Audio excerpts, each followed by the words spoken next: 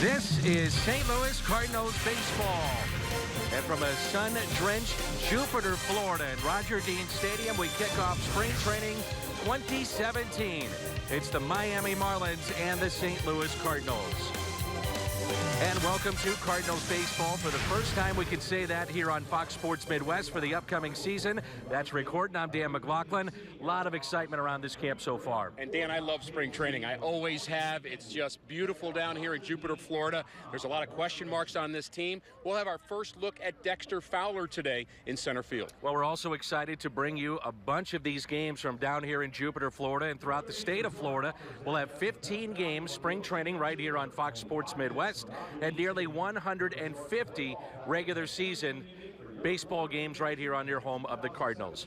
So when you think about this afternoon, Luke Weaver gets the start. What are you expecting? Luke Weaver had terrific numbers in the minor leagues. He was just a star in the making. Now, he had some bumps last year, but I think there's opportunity for him. There's opportunity for a few Cardinal pitchers, but he's the guy that might be leading that pack for that number 5th spot. All right, Luke Weaver gets the call. We'll have our starting lineups in our first pitch coming up. It's Cardinals Baseball 2017 on Fox Sports Midwest.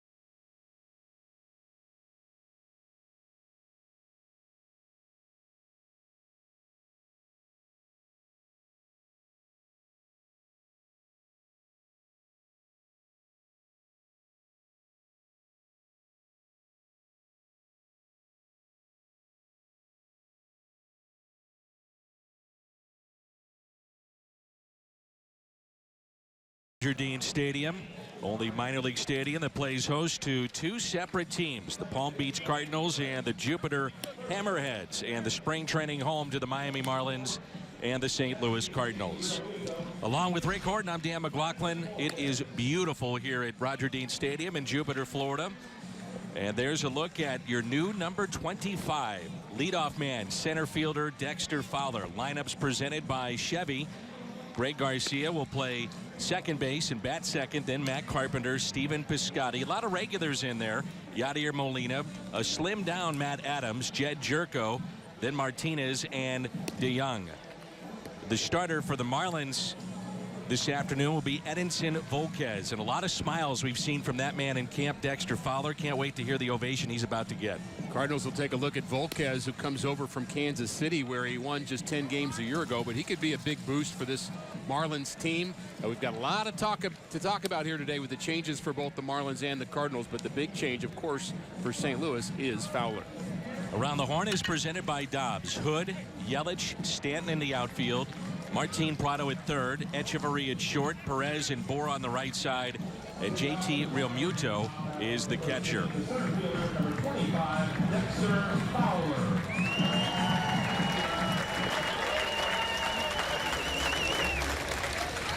Welcome to Cardinal Nation. Dexter Fowler signed in the offseason. First year of a 5-year contract to wear the birds on the bat. Infectious personality. That's probably the best way you could describe him. And the first pitch is taken by Fowler.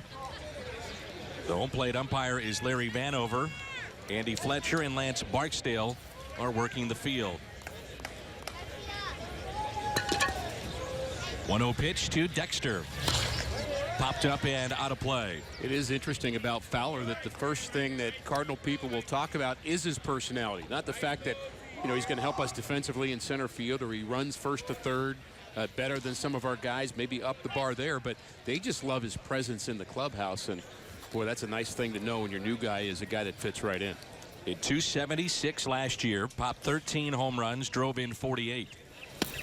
And he takes a pitch low. All-star last year, and he adds a little bit of speed to this lineup too. 13 stolen bases, which is something the Cardinals have focused on early on in camp. Running the bases and defense. When you think about speed, you also think about outfield speed, not just stealing bases, but somebody that can get the ball in the right center field gap, left center field gap. Fowler can certainly do that a little bit more than what we had a year ago. 3-1 pitch. Take it for a ball, and it's a leadoff walk for Dexter Fowler.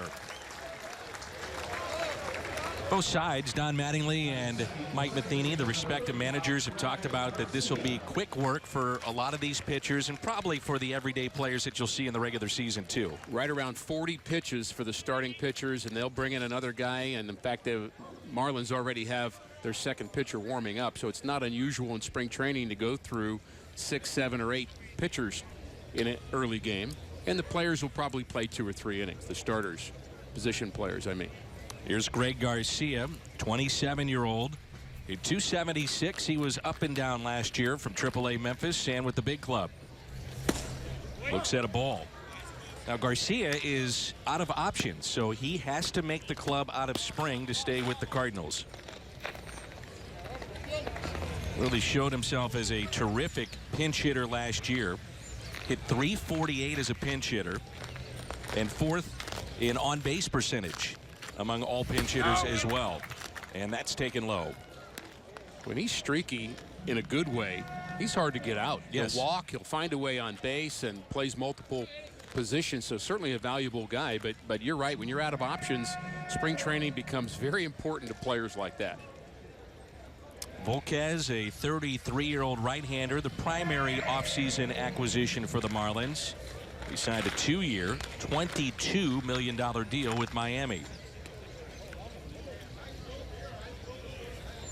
Fowler is running. Pitch was taken high. Throw to second, not in time. Stolen base, Dexter Fowler. Well, you like to see that, don't you? Oh, it's terrific. I know Cardinal fans have been anxious to see Dexter Fowler in a Cardinal uniform, and you get just what you want from him. The on-base percentage, he walks, works the walk, gets a good jump.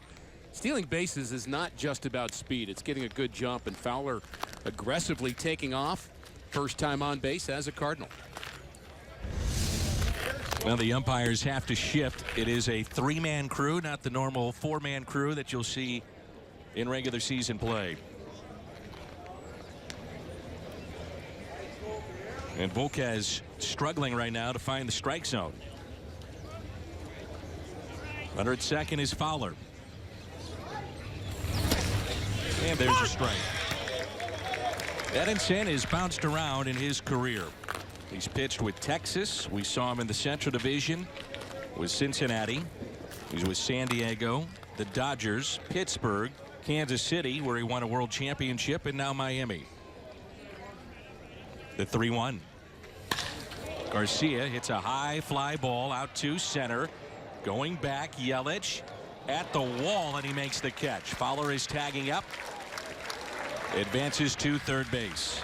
So 1 out and a runner at third as Garcia gave that a ride into center field. Good at bat for Garcia. Exactly what the Cardinals are hoping for in their new lineup, Dan. You get Fowler on base, find a way to get him to third with less than 2 outs. Then Matt Carpenter becomes not your leadoff hitter anymore. He's your RBI guy. That's what you're going to want from Carpenter in 2017. And Carpenter, they made the call to him and said, you will be the everyday first baseman, but he appeared in at least 40 games at 3 different spots last year on the infield. Second base, first base, and at third. Real big question, though, as you talk about it, Rick. That's lined into center field. Yelich makes the catch. Fowler will tag, and he will score. 1-0 Cardinals.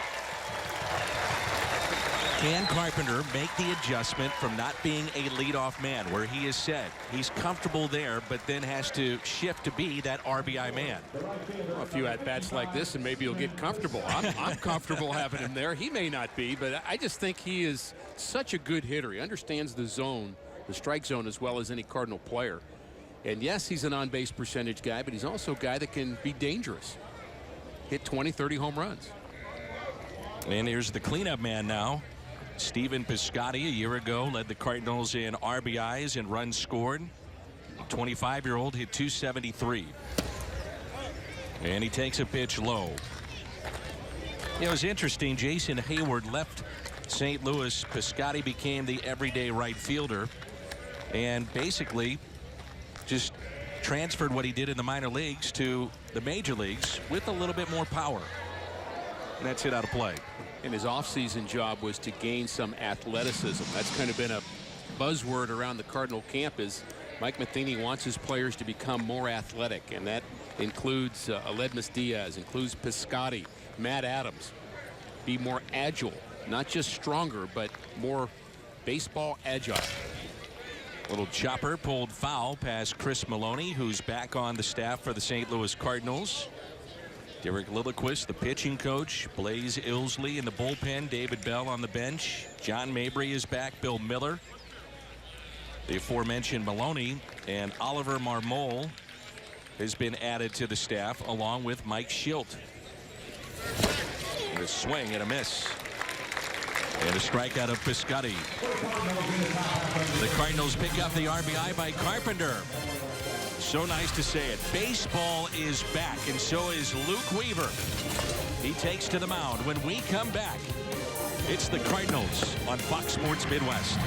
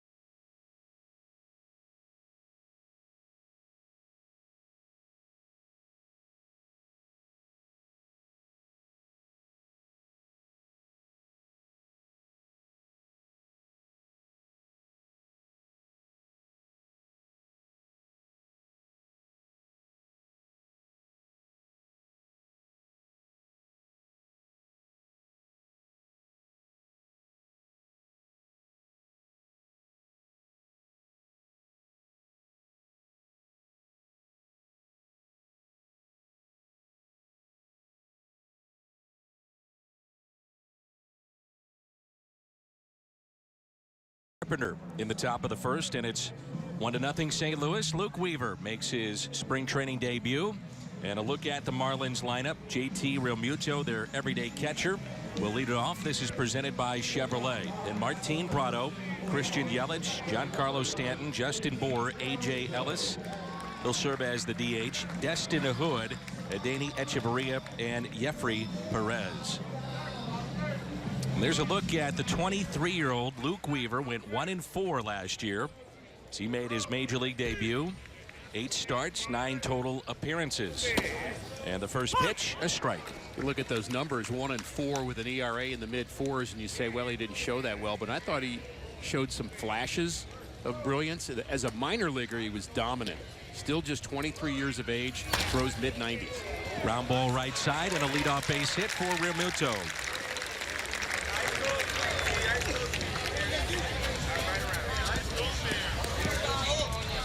Dexter Fowler anchoring center field. Around the horn is presented by Dobbs. Martinez in left, Piscotty in right. Jerko, DeJong, Garcia, and Carpenter on the infield. And Yadier Molina is behind the plate. Do we know yet what kind of range, number one, Dexter Fowler has, and where does he like to play? Is he a guy that plays deep? Does he play in? What do we know? Well, first of all, I like looking at him with a dirty uniform in the bottom of the first inning. That's honestly, I just love that. That shows the man is in the game already. He spent a lot of time a year ago becoming a better outfielder defensively by where he plays, in and out, left and right. He's really studied that. He's really a smart guy, and he's become a better range player defensively. Again, I'm not going to say he's Jim Edmonds as a defensive center fielder, but he's a good defensive center fielder, and I think Piscotty's good and right. Randall Grichuk will be the normal left fielder. That'll be a bit new for him, but I just expect that to be a strong point for this 2017 Cardinal team. Martin Prado coming off a very good season. He faced old National League third baseman in average and hits. He was a month away from free agency, and he decided to stay with Miami. And Miami has become his home. He has a new daughter, born last April. His wife is a doctor completing her residency in Miami, and he said, you know what, this is a good place. Even though I'm a month away from free agency, I'm comfortable here. And the Marlins went away from what they normally do too, Rick, is that they gave him a long-term deal at the age of 32. Normally, they just don't extend guys that are 30 years or older. He's part of the heart and soul of this team. Yeah. His teammates love him. Always gives a professional at bat. Let's hit out of play.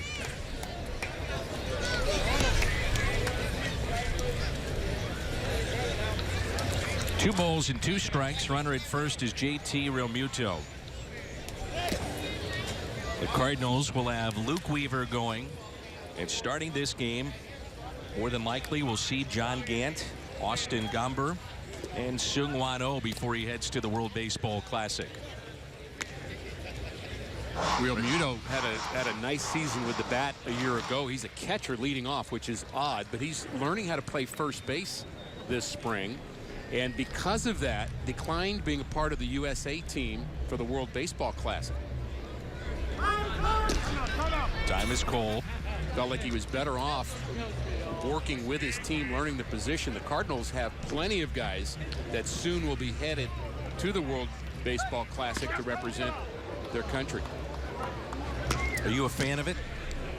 I'm lukewarm about it. I couldn't stand it at first. I thought the idea of taking teammates and disconnecting them in spring training was not a great idea. But I think I've gotten warmer to it, Dan, because players talk about how much they love the opportunity to represent their country, right, and that makes it a bit of a feel-good story for me. Hey, go ahead and go. See if they want to start the runner on 3-2. Yadier Molina behind the plate. He is running, and the pitch is tapped foul. Cardinals are trying to get better defensively this year, and Molina saw his run of 8 consecutive Gold Gloves come to an end. As a matter of fact, no Cardinal won a Gold Glove for the first time since 2007. Gold Glove went to Buster Posey in the National League for catchers and Salvador Perez of Kansas City in the American League.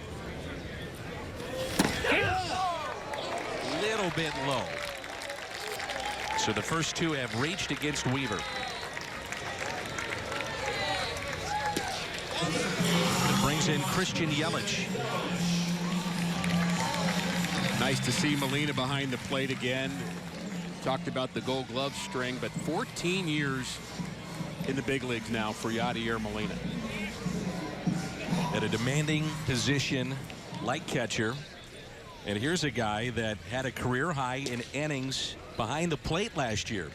He had over 1,200 innings behind the plate. 9th time he's had over 1,000 innings catching.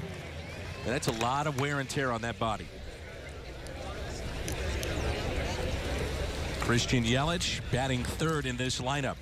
Hit .298 a year ago and popped 21 home runs. The 0-1 pitch. He is a former first-round pick back in 2010. And when the Marlins drafted Yelich, they thought he would hit for power. And last year he finally showed it with the career-high 21 homers. 1 ball and 1 strike.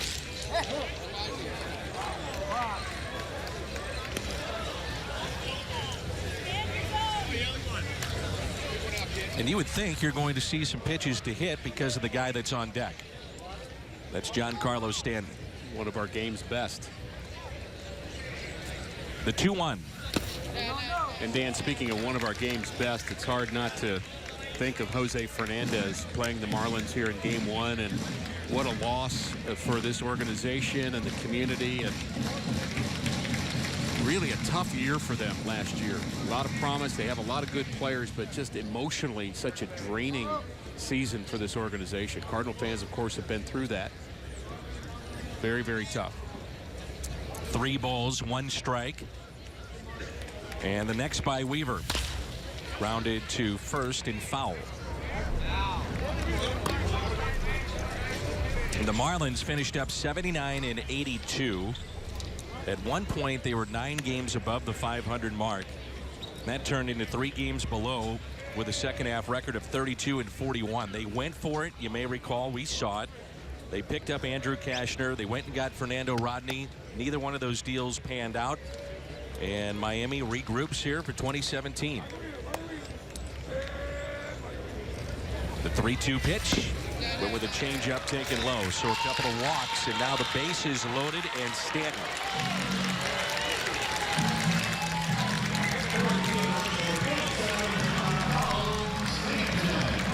Very unusual for Luke Weaver. When you look at his career totals, very few walks. He's just a strike thrower. But at the big league level, guys are going to be very patient. And it's also a pretty small zone in the first inning for really both ways. So here is Stanton for the Marlins. Bases loaded, nobody out. Last year hit .240, 27 home runs, drove in 74, made his 3rd All-Star team, but only again played in 119 games. If they can get him on the field for, let's say, 140 to 150, maybe it's a different finish for the Marlins. The 1-0.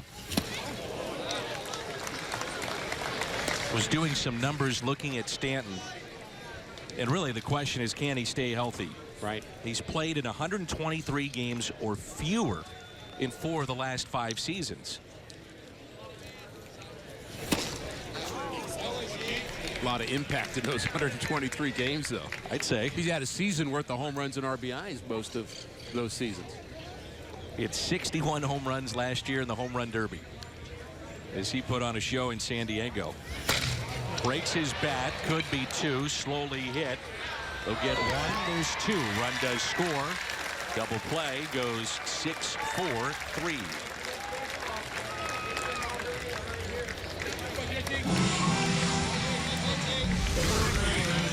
This is our first look at DeJong, who's learning to play shortstop after being a 3rd baseman primarily. And the Cardinals really are high on him. He had a very good Arizona fall league where he really was shining defensively, and they think he may be a shortstop. And you know, if you're a shortstop, you've got to have a certain kind of athleticism that the corner infielders don't have. And so normally you move the other way. You move from short to 3rd if you don't show that. But he's a guy that has impressed to the point where they're moving him from the corner to the middle of the infield. There is Justin Bour. DeJong is an NBC talent, Missouri Valley Conference, Illinois State Redbird. They love his bat, too. So trying to find a spot for him. He moves to shortstop. Runner at third and 2 outs. A tie game, 1-1. Bour hit .264 last year. He hurt his ankle on July 2nd. And at the time of the injury, he's putting together a solid season. .268 at 15 home runs in 68 games. It seems like we say this every year because we see the Marlins so much, but who will hit behind Giancarlo Stanton? Always a question, isn't it? Yeah. A.J. Ellis, serving as the designated hitter, is on deck. Swinging away on 3-0. Marcell Ozuna is a very talented player and plays a lot of center field. Yelich will be in left when he's playing center. And Ozuna has the capability of being a 30 home run guy and a 280 and that kind of guy that can hit behind Stanton. And they're all young. You know, it's a very good outfield. On the inside corner, 3 balls, 2 strikes.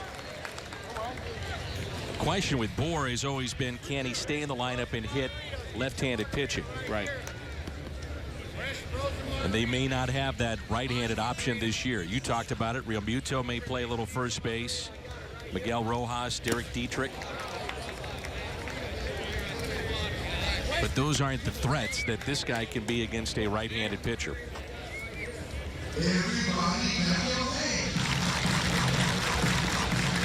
New policy with the Marlins. Don't worry about bringing your razor. You can have facial hair. I'd love to have been at that meeting. Okay, here's our rotation. Here's our bullpen. Here's what we're doing about facial hair.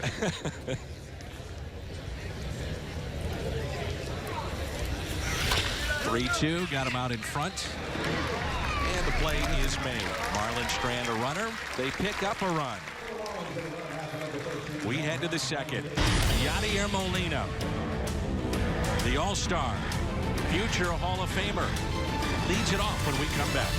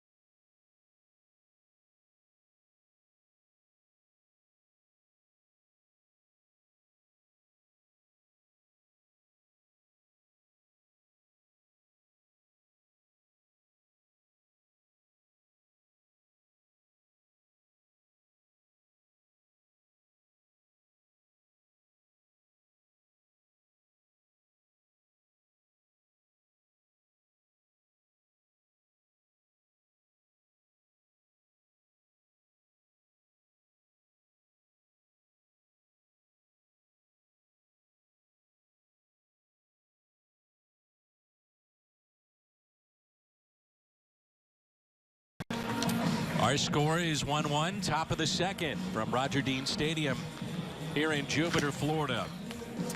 That young man right there will be part of the rotation for the Miami Marlins. That's Tom Kohler.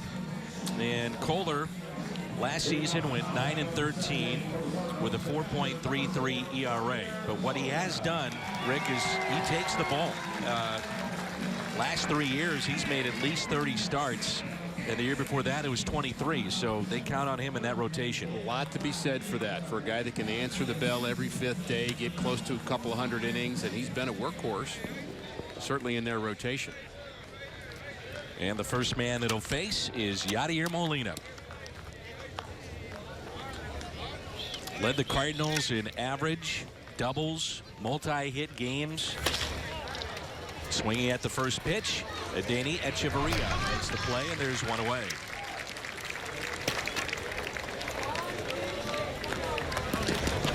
Well, we were talking about this, and it's gotten a lot of attention back home in St. Louis, the fact that Matt Adams has dropped 30 pounds. It's not like he's skinny. It's redistributed, and he looks in great shape. Yeah, when you look at him, you don't think skinny. He's certainly well built, and not only has he dropped pounds, but he's dropped his hands. And very different look. We watched him in the cage today. His hands are really low, and he was driving the ball today at batting practice, which doesn't mean a whole lot when it comes to a guy in a big league uniform throwing 95. It's a little different story, but there's the new look. Hands low. You were watching him, Danny. You said he looks a little bit like Rizzo, like Anthony Rizzo. He's got the hands low, and he's just... See what you think. You know, Rizzo crowds the plate. Clearly, you know, Adams is not doing that. No. But where the hands are and then where he finishes. But there's no doubting his power today at batting practice. He put on a show. He will be one of the Cardinals that we're going to want to watch closely. He could make some of the plans obsolete in terms of how the Cardinals are going to have their regular lineup and how they're going to play defensively. If he earns 400 or 500 at bats by what he does this spring, you find a place to play him. And he just may do that.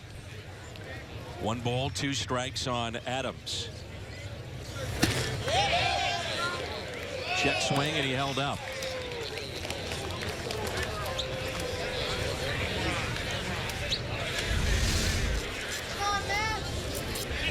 Ooh, I think Matt may have run a break.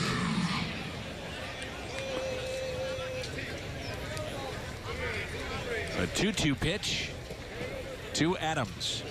Breaking ball, and that time he got him. Froze him. And the first 2 have been retired by Tom Kohler.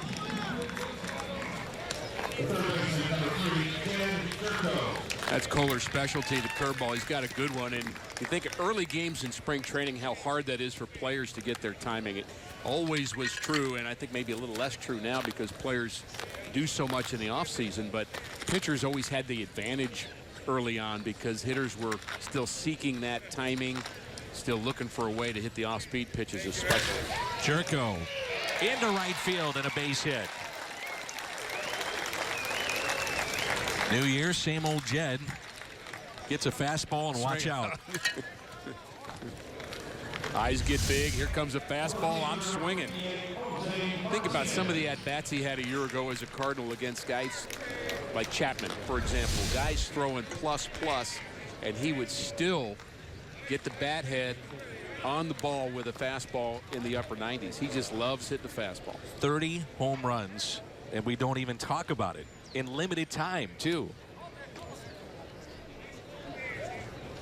Fighting for a spot this year in the outfield as a backup will be this man at the plate, Jose Martinez. Made a very good impression on the Cardinals staff at the end of last season. He had 438 limited action, but he had wanted to be a big leaguer for so long, was a PCL batting champion at one point, finally got the chance to play, and he made the best of it in just 12 games.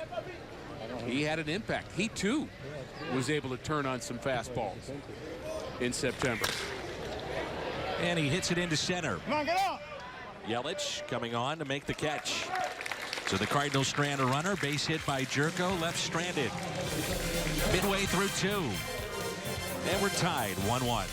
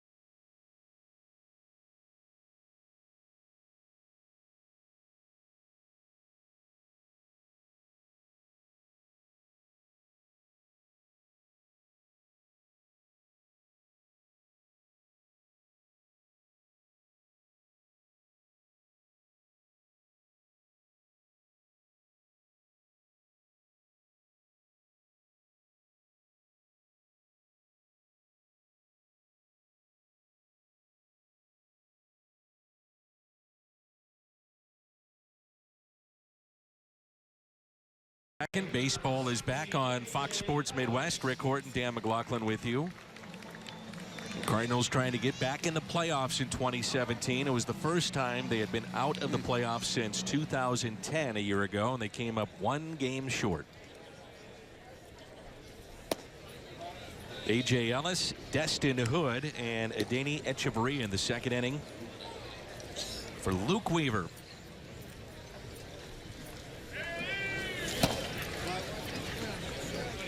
We had some folks pop in the booth last couple of innings and question the strike zone. We're already questioning the strike zone. Mid-season form. Yep. It's a little tight. Ground ball hit left side. There is Jed Jerko. And there's the first out. Let's turn to Rick's Toyota keys to the game. Well, one of the keys has to do with getting routines for the players, the coaches, the manager. You know, it's all about kind of comfort level. We know how players can be creatures of habit. So today's all about establishing your game day routine. They've been working out for 10 days, but it's their first game. The second key is it's a day like any other day in spring training where there's an opportunity for a young guy to show something. And you have to understand every at-bat, every inning you pitch is going to make an impression on your manager and take advantage of it. Marlins say that this young man at the plate is an athlete. Not just a baseball player, but an athlete. So 8 years after turning down Nick Saban to play football, he was rewarded with a call-up last year, and they feel he's got a chance to crack their opening day roster as a backup outfielder this season. 0-2 pitch in the dirt. Are you inferring or implying, I'm not sure which word is right, that you can be a baseball player and not be an athlete? Is that your point? You're putting me in a bad spot here. I just want to get you on record. This is a bad spot you put me in. So change the subject. Hey, there's a strikeout. Well done. First strikeout for Weaver, and it brings in Adeiny Echeverria. Echeverria is my favorite player to hear you pronounce, number one, but he's also one of my favorite players to watch play defense. He is a terrific defensive player. Marlins very lucky to have this guy. You may recall he came over from Toronto in that huge, massive trade. He had Jose Reyes and Mark Burley, and Johnson was a part of it. And maybe the best to come out of that deal is the man at the plate, everyday shortstop at the age of 27. And he shoots it into the gap in left center for a base hit with 2 down.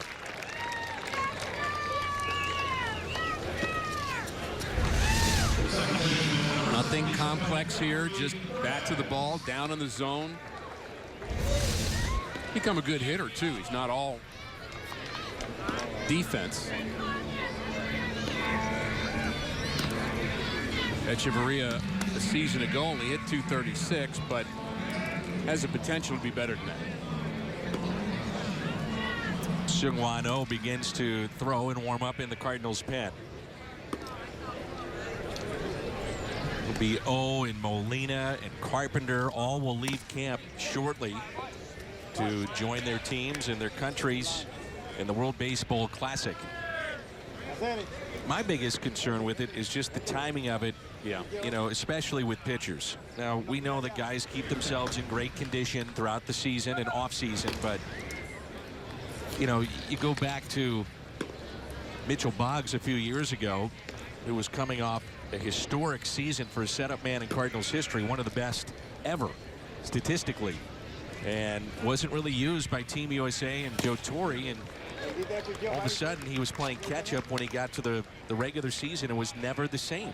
Cardinals made a big investment in Brett Cecil during the offseason. He has the potential of being that kind of guy. As a left-handed reliever, maybe you don't use him, maybe you don't need him, and all of a sudden he's on the team and doesn't get the work that he needs. Cardinals signed him to a 4-year deal, one of their big offseason moves. But we mentioned the Cardinals, only the Detroit Tigers with more players than the Cardinals participating in the World Baseball Classic. The 2-1 pitch. Weaver to Jeffrey Perez. Slaps it the other way. Jose Martinez is there and makes the catch. Marlins strand a runner. We head to the third. Cardinals baseball, it's back.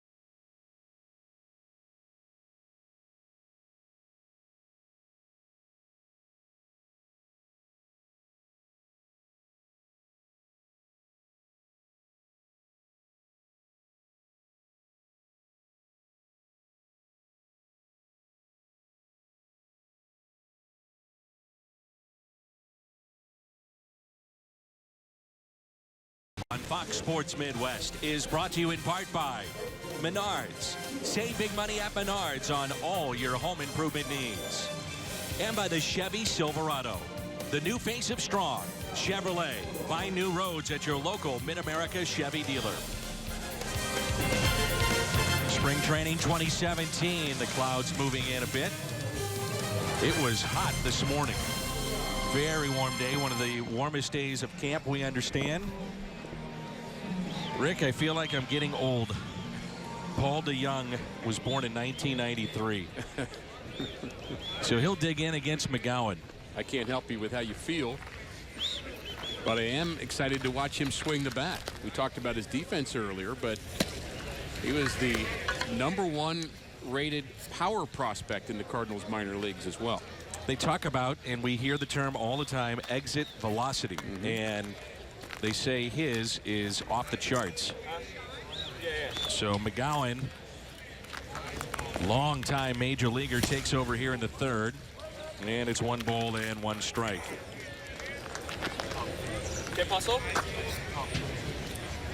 The pitching last year for the Marlins gave up the 3rd most walks, surrendered the fewest home runs in Major League Baseball. And they have not had a complete game, Rick, since 2014. So they go to their bullpen an awful lot. But the last pitcher to throw a complete game for the Marlins, June 3rd of 2014, Henderson Alvarez.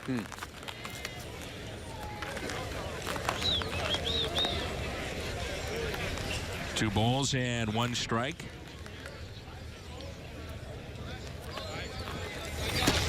Somewhat a sign of the times, too, Dan, that teams just do not expect starters to go 9 innings. You have the middle innings guys, the bridge pitchers, and the Cardinals have a few guys auditioning for that, including Trevor Rosenthal. I'm looking forward to watching him perhaps in that role this spring. It'll be one of the stories that unfolds. The 2-2 and a swing and a miss. So McGowan comes in and strikes out DeJong. And we're back to the top of the lineup in Dexter Fowler. Dustin McGowan, a former first-round pick. He's pitched with Toronto and Philly. Appeared in 55 games last year, and he went 1-3. Now, this is a guy that when he was drafted, first-round pick, you know, a lot of expectations, and he's dealt with an awful lot of adversity and injuries in his career. But he said his dream was, like many of these players, to make it to the big leagues. And through some of the injuries and the time away, they discovered he had diabetes. And since then, he's really tried to make a difference in the community with that. This past offseason, he picked up the Hutch Award for Outstanding Community Service. It's a national honor presented by the Seattle-based Fred Hutchinson Cancer Research Center. And that is a name that many people remember, former player and manager in the big leagues. Last year's award went to Adam Wainwright, and rather the year prior to this past offseason. And this offseason it went to McGowan. So he's really done a lot with kids that do deal with what he deals with, which is diabetes. Good to hear. Here's a 1-1 pitch to Dexter Fowler. Dan, as we watch Fowler take his second at bat as a Cardinal, I just think about what he was able to do in the first inning. Here, does that with just one hand. That's a little uncomfortable. Must have been fooled by that pitch. But the Cardinals a year ago had many innings where they would need 3 hits to score a run. With Fowler in the first inning, they score a run with 0 hits. That's the way it's done. And how did they do it? Fowler leads off with a walk. He has a terrific understanding of the strike zone, works the walk against Edinson Volquez, then takes off. Gets a good jump, steals the base easily. Garcia got him to third, and then Matt Carpenter gets him home. The 2-2 pitch. A little bit low. The top of this lineup for the Cardinals in terms of on-base percentage, you think about 1, 2, and 3. Fowler, potentially Aledmys Diaz hitting second, Carpenter third. That's a lot of guys getting on base, potentially. And the 3-2. Couple of walks for Dexter Fowler. Get used to saying ball 4 to Fowler. He's seen 11 pitches and a couple of walks, and we'll see if he wants to do a little running.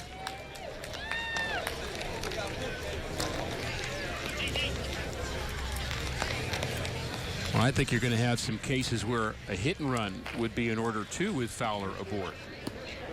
And particularly with a guy like Garcia at the plate, or even Diaz. That's an extra weapon for you. Think about something as simple as signs, Dan. You're a new team, you're playing game number 1, and you realize, oh yeah, we've got to communicate here in a complex series of signs delivered by our third base coach.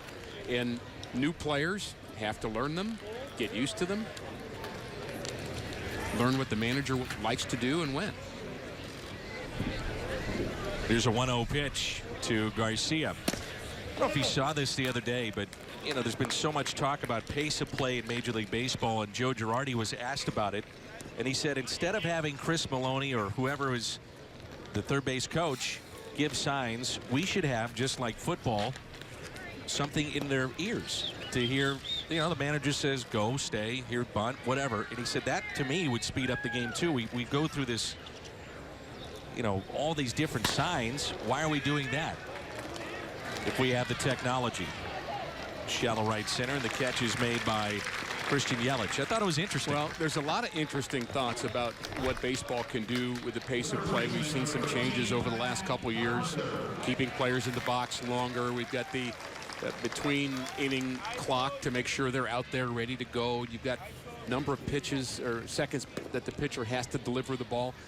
I think one other thing we can do, and I won't have a lot of people agree with me on this, is just embrace the fact that it's baseball. We don't need to make it something that it's not. And I think we just have to be conditioned that, look, it's going to take a while to play a game, and just enjoy it. Yeah. Have fun. Have a conversation with your family. Have your favorite beverage. Enjoy it. Well, somebody asked me about pace of play the other day, and I said I've never seen anybody at the ballpark complain about it. Right. They're here and they're enjoying it. So 2 outs and a runner at first. That's Fowler, and this is Carpenter. Picked up an RBI his first time up. So he lined out to center. We don't want to be the Kentucky Derby. A lot of fun for 3 minutes, and it's over. Right. The specialization of the game and the amount of pitchers used, clearly that's added to time on the game. Mound visits.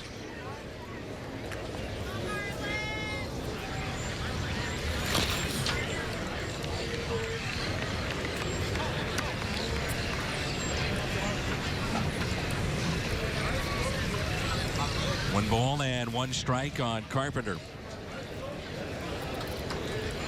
We've seen Edinson Volquez, who started for the Marlins, then Tom Kohler, and now McGowan.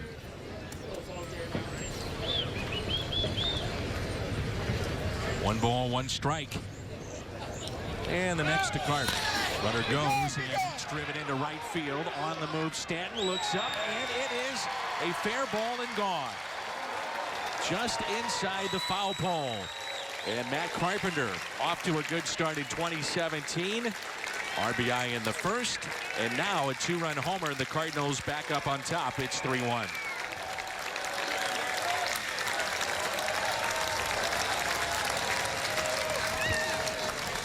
I wonder if he's comfortable in that 3 spot yet. After just 2 at-bats, he gets a sacrifice fly and an RBI. Turns on that ball inside. Still able to get the bat head on it despite the fact it was on the inner half. They tried to crowd him, but he turned on it and kept it just barely fair down the right field line. Not a lot of home runs hitting this ballpark in spring training, Dan. I've got some numbers for you. You ready for this? So I went back. You know I love numbers. And I looked at spring training for both the Marlins and the Cardinals. Now, if you're wondering, we are 6 miles away from the Atlantic Ocean. So you're going to get the ocean breezes coming in. The Marlins had 449 at-bats last year. In spring training, they hit 2 home runs. The Cardinals had 427 at-bats and hit 5 home runs. A total of 7 at this ballpark for the month.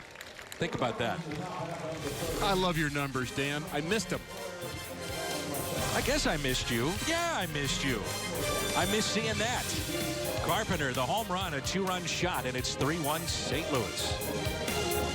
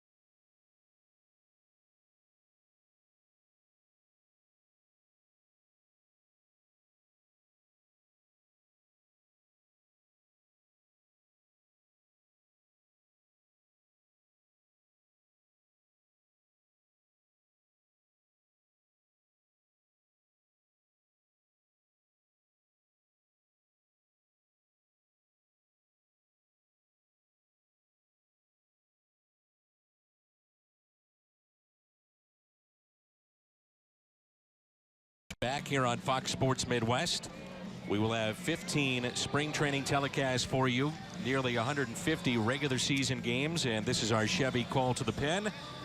Seung-Hwan Oh, it might have been the best deal in baseball that went under the radar a year ago. At the age of 33, he signs a 2-year deal for $2.5 million. And in this day and age in baseball, that's chump change. And he wound up being a huge addition to the Cardinals' pen. There's strike 1, and we're underway here in the bottom of the 3rd. JT Realmuto, the top of the lineup. D. Gordon was supposed to play today. He was a late scratch, so Realmuto is at the top of the lineup. And he fouls it back quickly. No balls and 2 strikes. What I liked about O a year ago is he just kept getting better and better. More confident. Not that he did not have the experience as a closer, which he certainly did in Korea, but he was getting more and more confident with the language, with big league baseball, and he was just locked down the last couple of months. And there's a ground ball. Nice hop to Garcia. Yeah, this time last year, we had no idea who this man is and what he would become.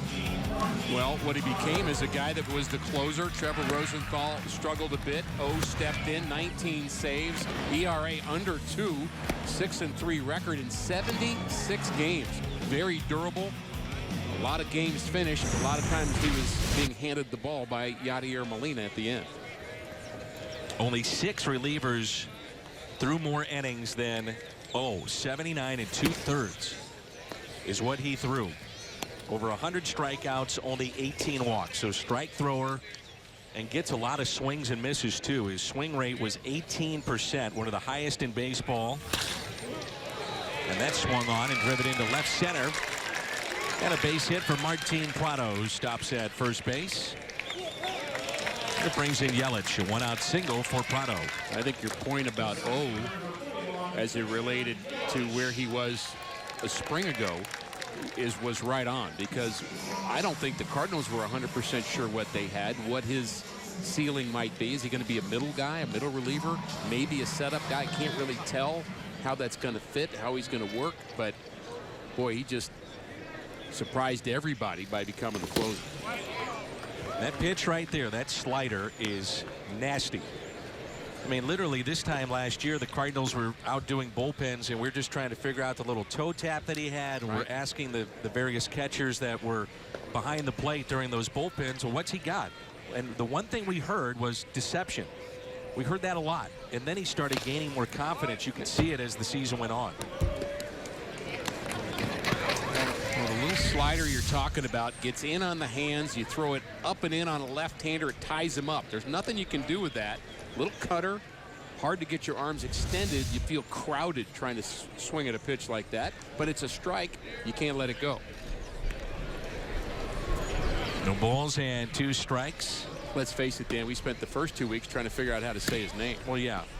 And I'm still working on it. And by the way, I know there are fans at home saying, Dan, is he there? Yes, Eugene is back, the translator. Of course. You can't have without Eugene. Here's a 1-2 pitch. That's driven deep right. And that ball stays fair and gone. A home run. Christian Yelich.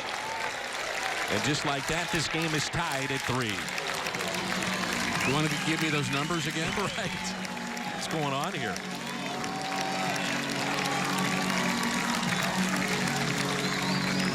He had 21 a year ago, a career high, and pops his first of the spring. Well, he didn't exactly crowd him on that one. That was not a cutter. It was just a fastball in, and Yelich turns on it. There's the power you talked about earlier. And just like Carpenter, sneaks it just inside that foul pole, just 325 down the line. Stanton hits it to third, taken there by Jed Zerko. Stanton is 0 for 2. And there's 2 away, and it brings in Bour.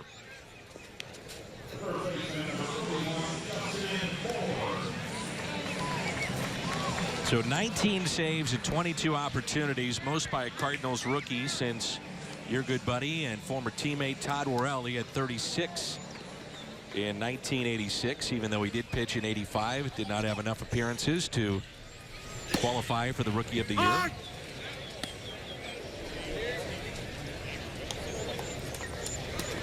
Cardinals have a left-hander getting loose. I believe that's Austin Gomber. So what do you think, Rick? This is probably our final look at Seung-Hwan Oh till maybe late spring. Well, we might not see him for 2 more weeks. The World Baseball Classic games will begin on the 6th or 7th of March, depending upon where you are, and they'll last through the 23rd. So if your team wins, you're going to be gone longer. Part of the issue of the World Baseball Classic, and O is going to get the early nod to leave here and join his team and get ready to represent his country. And again, plenty of other Cardinals will be leaving along the way. And the 1-2 is a high fly ball into deep right. Will this carry? It will.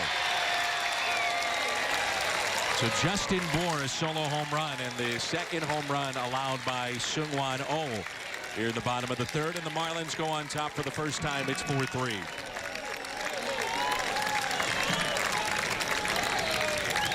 So all of spring training a year ago, the Marlins hit 2 home runs. We're in the bottom of the 3rd on February 25th, and they hit their 2nd already. That's right. Are we starting the ball is juiced theory, or is it a little too soon? Too soon. Okay. Too soon. Okay.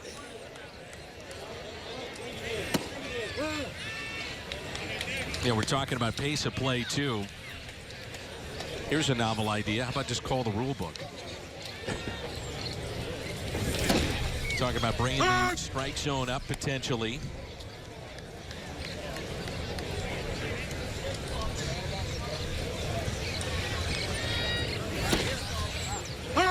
One and 2 the count. This is A.J. Ellis serving as the DH. And he chops it foul.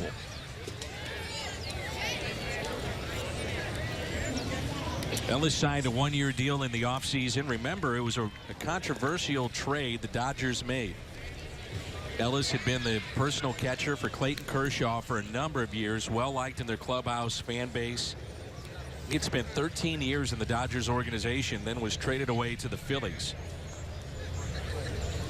And he also will be part of the World Baseball Classic as he strikes out against O. But a couple of home runs hit, some damage done against Seung-Hwan Oh.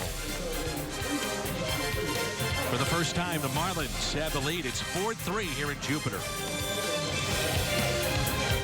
There's some destination.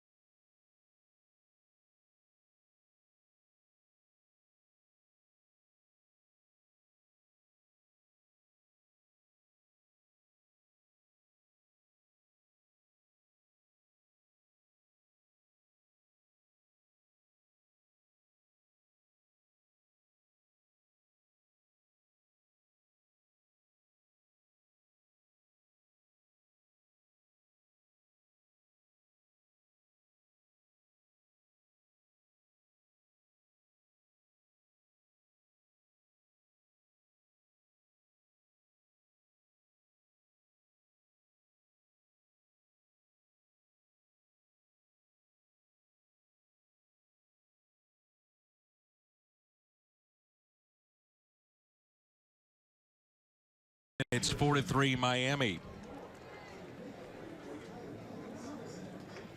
Couple of home runs off of Seung-Hwan Oh to give the Marlins a lead.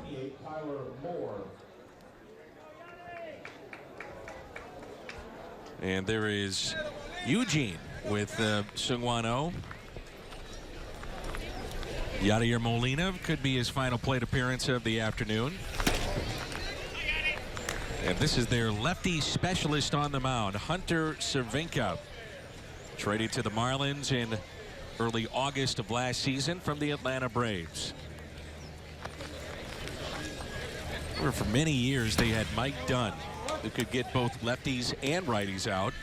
He signed with Colorado in the offseason, and Cervenka will take over that lefty specialist role. There's a 2-0 pitch to Molina. Grounded out to short his first time up. Lines it into center field. And that's the first out here in the top of the 4th.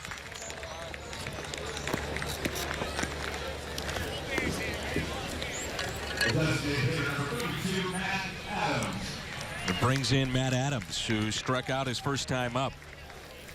We've talked about how Adams You'll see it here if you're just tuning in, has changed his stance from a year ago, along with his body. All part of the transformation of Matt Adams.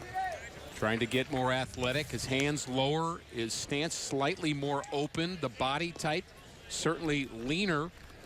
And I think his thought is he can get his hands to the ball quicker than having his hands high and a longer path to the ball. He's trying to avoid the strikeout. And it's popped up left side. In foul territory. Catch is made, and there's quickly 2 outs.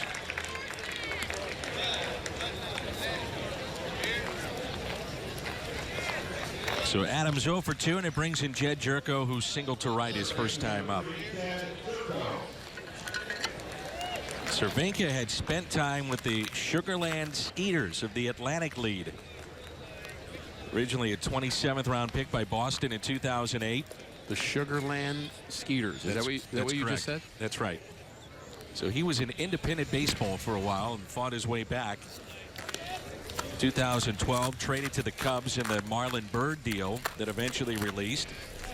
Went to independent baseball, and now he is penciled in to be the lefty out of the pen right now for the Marlins. Jerko, base hit into left. He's 2 for 2.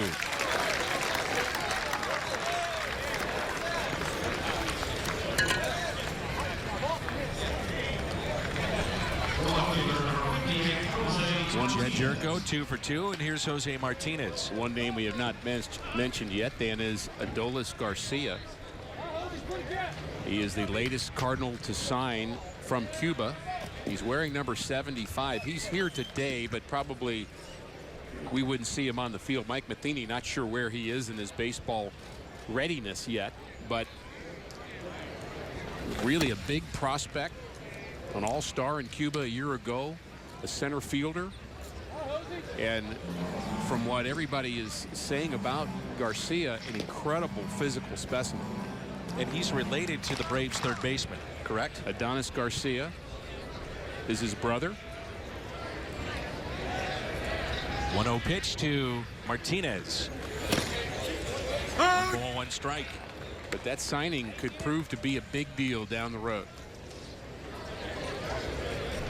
Well, we know about what happened with the hacking situation for the Cardinals, so they had mentioned they're going to go more into the international market with the pool that they have of money allotted for that, and if they need to overspend, that they would. That's taken low, and it's 2 balls and 1 strike. Nick Stavanoa also spent time with the Sugarland Skeeters at one point. We talked about opportunity in spring training, and here's a guy that has one, Jose Martinez. If he shows well, not only a chance to be that 5th outfielder in St. Louis, but maybe picked up by somebody else. And every time I look at Jose Martinez, he reminds me so much of his late father, who was a former teammate of mine, Carlos Martinez. White Sox? With the White Sox.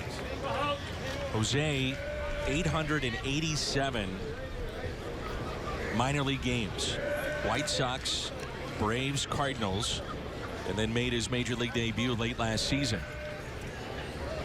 And you mentioned it earlier, he won a batting title and was not called up by the Kansas City Royals, and that's hard to figure out. How can that be? Talk about rewarding players all the time. And if he would have been called up, appeared in 1 pitch of a game, he's got a World Series ring. It's a culture that the Cardinals are trying to instill in their minor leagues, that if you play well, you'll get a chance to play. Now, the Cardinal minor leaguers are not here yet, so we don't have 200 guys on the backfields yet. They'll be here in a few days, but some of their special guys, their prospects, are here for what they call a STEP program, which is a early spring training program to help them dealing with the media, guys like you and me, dealing with all of what it means to be a big leaguer. Isn't it? It is. I mean, we are all over these guys from day one, and the one that really gets after him is Jim Hayes. Well, we all participated last year in helping them learn the ropes. And so many of the prospects in that step program will be here today, and class begins tomorrow. We'll be a part of some media initiatives on Thursday, I believe.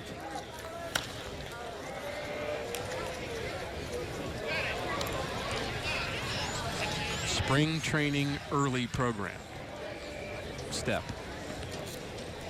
Got it. Runner at first, and that's Jed Jerka with 2 outs. Count is full, so he's off with this pitch. Cardinals trailing 4-3. Seung-Hwan Oh gave up a couple of home runs. Carpenter with a home run of his own for St. Louis. Tapped foul again. Cardinals last year finished 10 games above 500. And what was hard to understand was their home record. 38-43 at Busch Stadium. Just the 13th losing home record in 125 years of Cardinals baseball. And yet this team was outstanding on the road.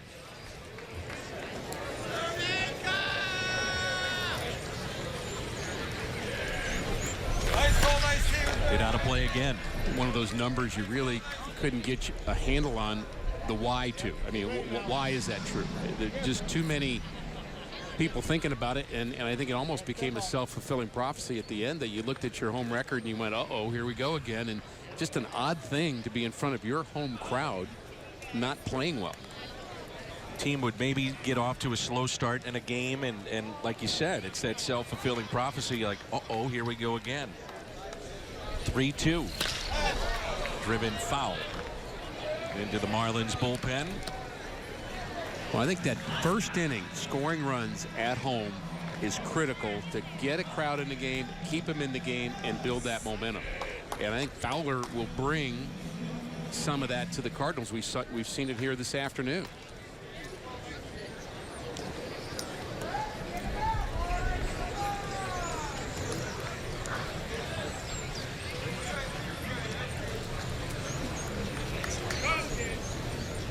Three-two pitch again. And Cervinka will win this battle. Fly ball into right, and the catch is made. Baseball is back. Spring training, first of 15, right here on Fox Sports Midwest. What is it?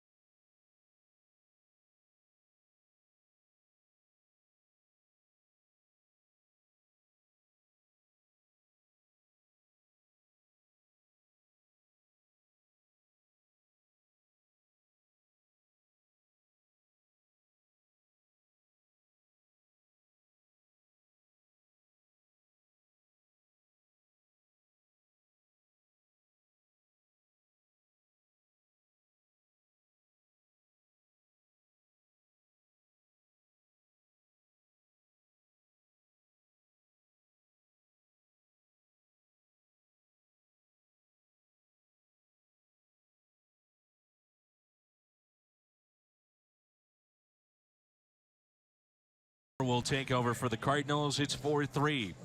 Cardinals tickets are on sale now and start at just $5.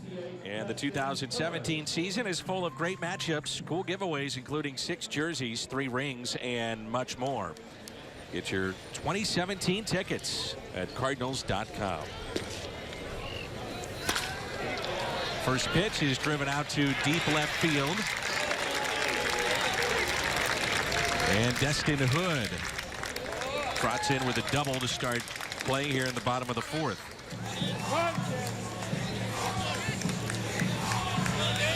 Austin Gumber, fourth-round pick in 2014 out of FAU.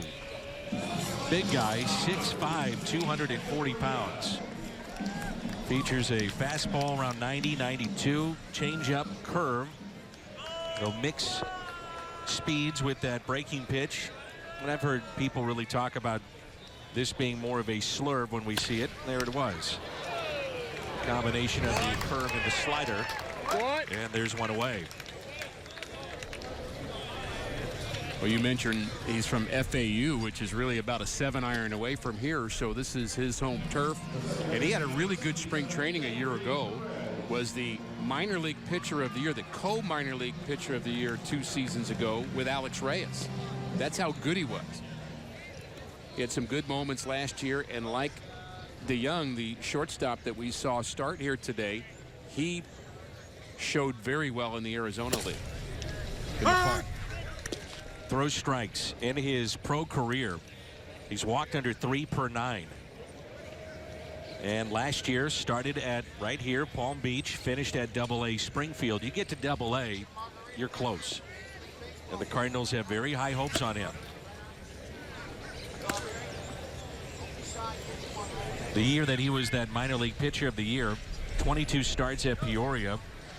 That's Class A of the Midwest League. Went 15-3 with a 2.67 ERA. And look at the walk totals there, Rick. He only walked 34 that season, the entire year. Left-handed starter throwing strikes. Gotta love that. Plenty of changes for the Cardinals, and as is the case in many spring training games, will be a couple innings behind all those changes because they happen so quickly. It's hard to keep up. We'll do our best, Danny. Why are you calling us out? I've got all the changes right here. Okay, what are they? As we go throughout this game, I'll let you know if the ball is hitting that direction. There you go.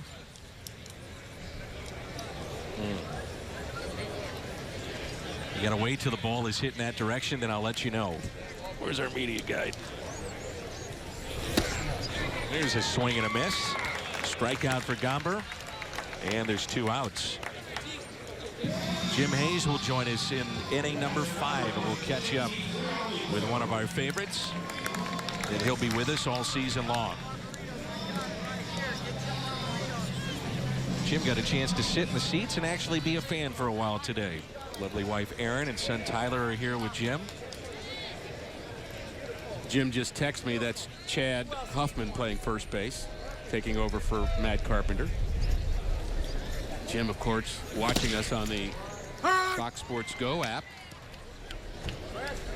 Well, that was a good. You're in mid-season form. That was a great way to transition to say that you could see all the Fox games on the Fox Go app.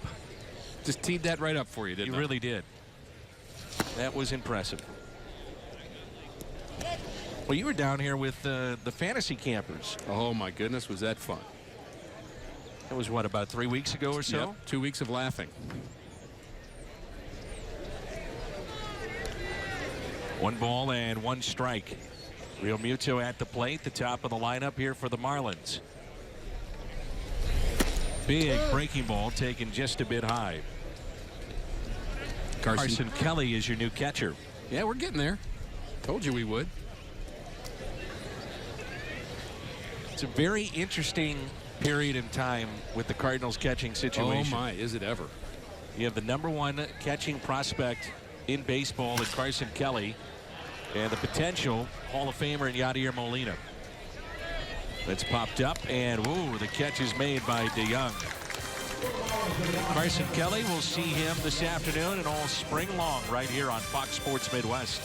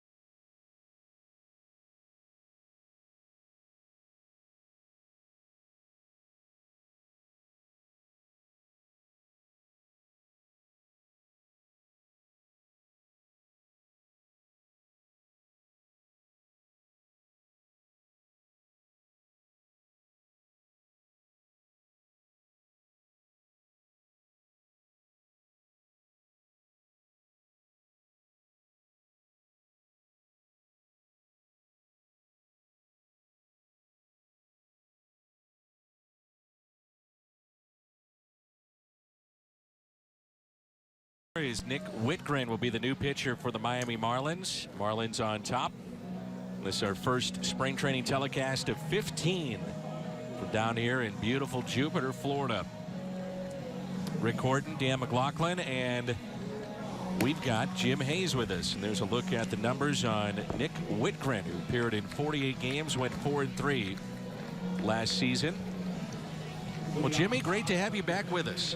It's great to be here. You guys are doing a great job. I don't know if you heard, but I was watching the entire game on the Fox Go app. No, we talked about it, Jim, already. Okay. Good, yeah. good. You guys sound great. It's good to see you. It's good to see you. It's great to be back. Baseball is back. A beautiful day. What could be better than that? And Ricky, hi. Good to see you, Cat. I missed you. Wow, it's a long winter, isn't it? Not a bad winter in St. Louis, but a long one.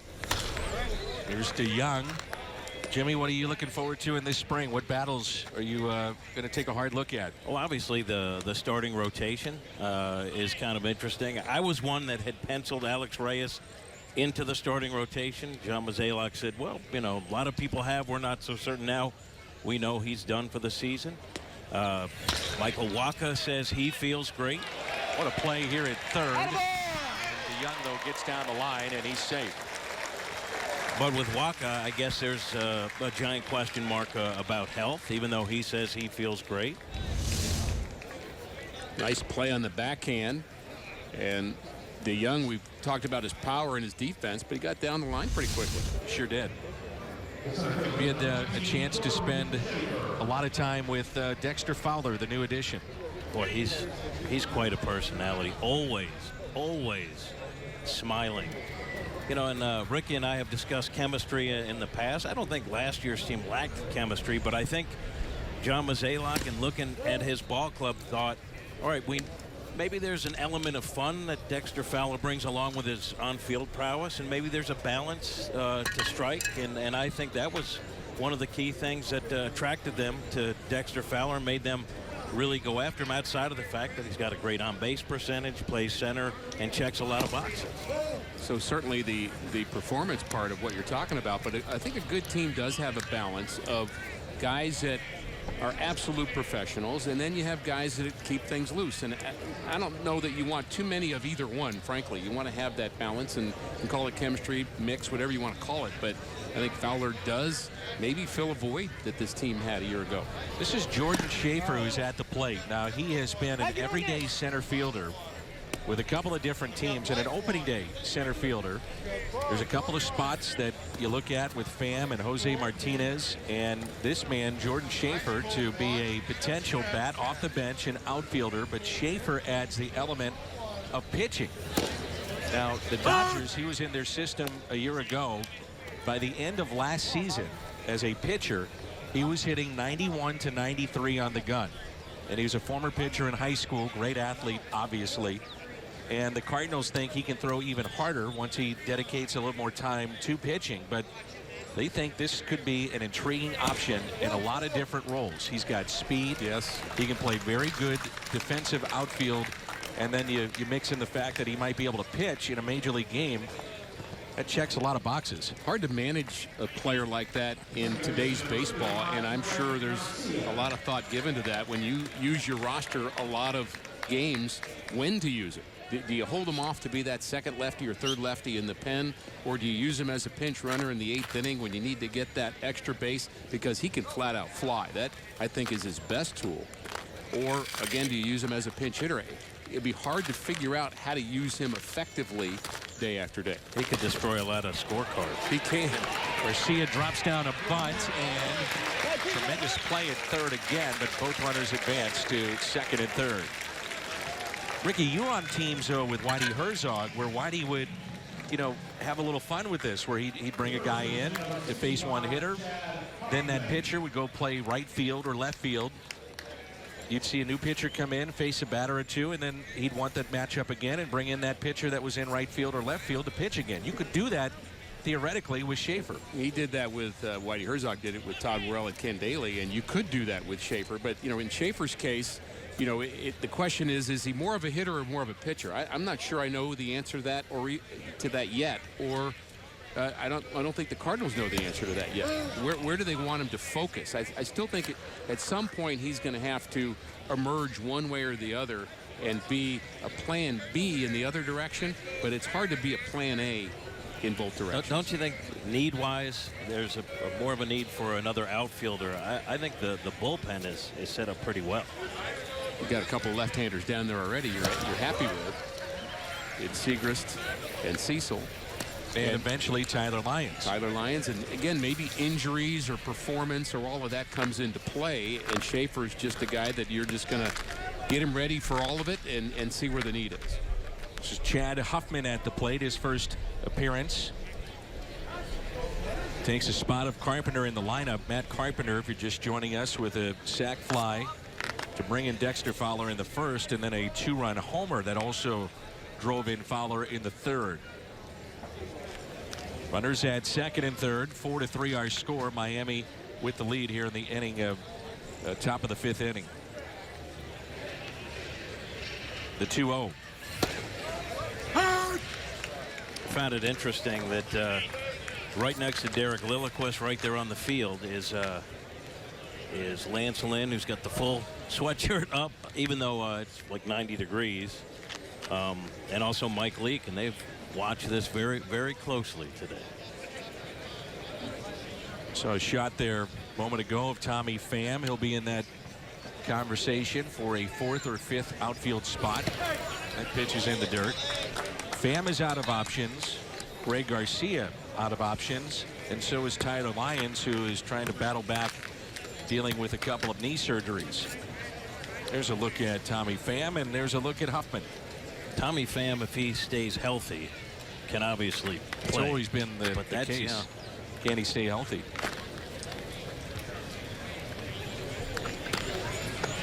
Here's a 3-1 pitch.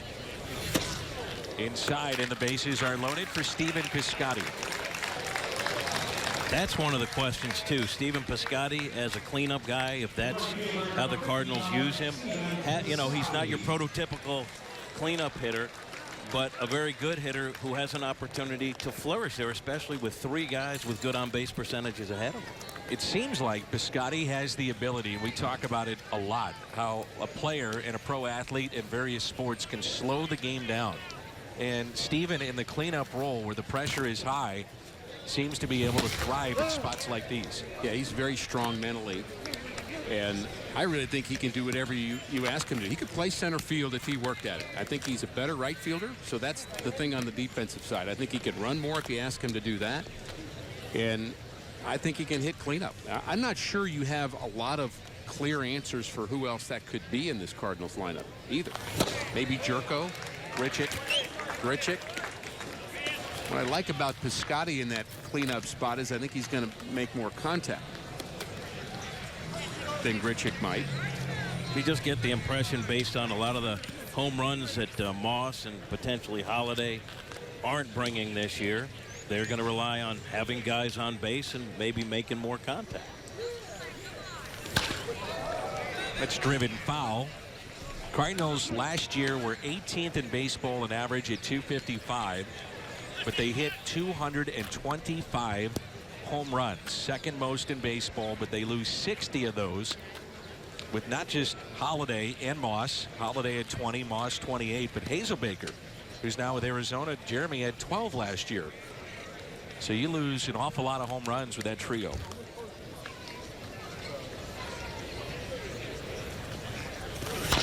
Ground ball hit towards third, and it's botched. Run does score, and that makes it a tie game. It's 4-4.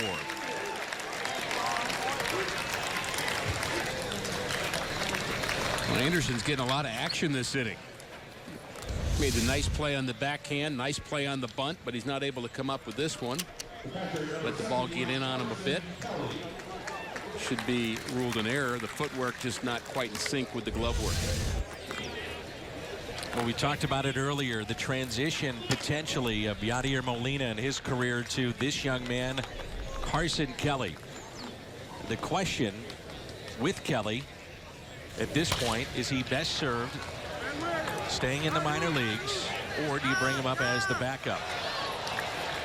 That's strike one on the foul ball. What's your guess, It's Rick? a tough question. I mean, it really is a tough question. I think the Cardinals have other opportunities with guys to be the backup. Eric Fryer's been brought back, and he certainly did a great job last year, I thought, as Yadi's second guy. And I think you start Kelly out in AAA. If I were the one making the call, and I'm certainly not, but I think you want to get him enough at-bats to where he gets in the groove, and then sometime during the season when you want that extra at-bat and you feel like he's developed even further, then you give him the call. Tough to argue with that. And it really becomes a tough situation for John Mozeliak. You have a franchise-type player in Yadier Molina who's not slowing down right now. Right. And wants to finish his career in St. Louis. Cardinals do hold an option on Molina's contract for next year. But then you don't want to stunt the growth, though, of a guy that could be your catcher, let's say, for the next decade, if not more, in Carson Kelly. And, you know, he's a fan favorite, Yadier Molina, probably the most popular player in St. Louis. You can make that case. There's a lot of facets outside of what he brings just behind the plate and that, you know, in the batter's box. Think about it from Carson Kelly's point of view. It's hard to be the guy that replaces the guy. And at some point, that's going to be the role he's going to have to fill. That's hit out of play. We saw Carson Kelly, who was originally, by the way, drafted as a third baseman and then converted to catcher in 2014, make his major league debut a year ago. Well, you talked to him too, Carson Kelly, and he just looks at it as a great opportunity to watch every single thing that Yadi does. That's the right approach. 2-2. That's driven out to center field. Well hit.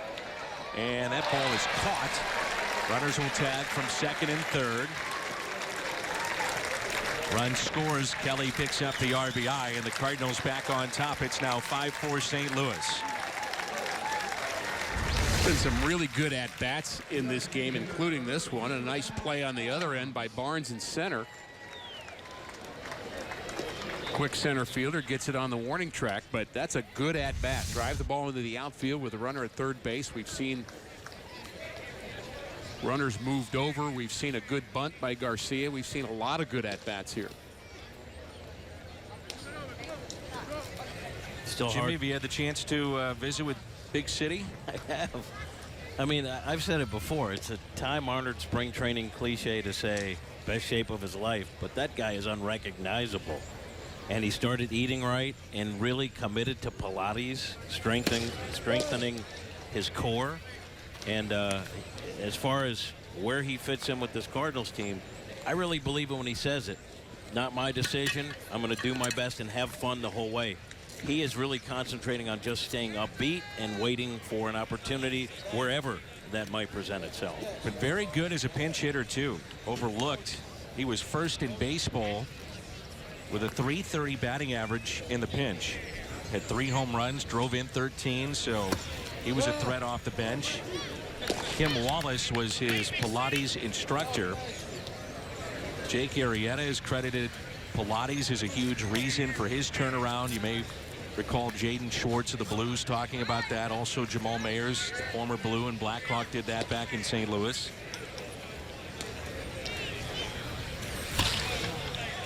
He says, if I have a schedule and you give me a schedule, I stick to it.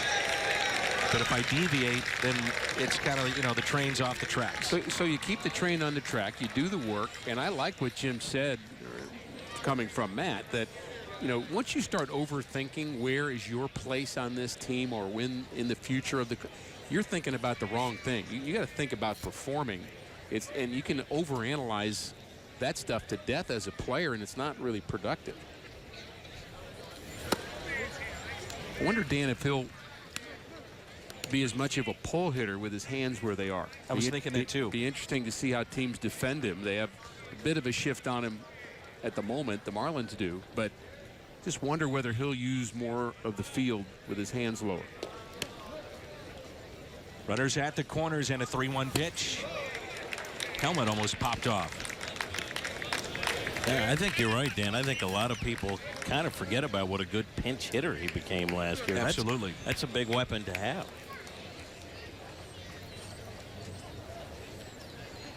National League, all the double switches, Carpenter's versatility potentially to go over to third base or second.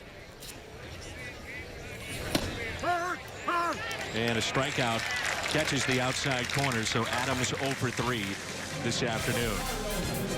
Cardinals strand 2, they pick up 2, and they also pick up the lead.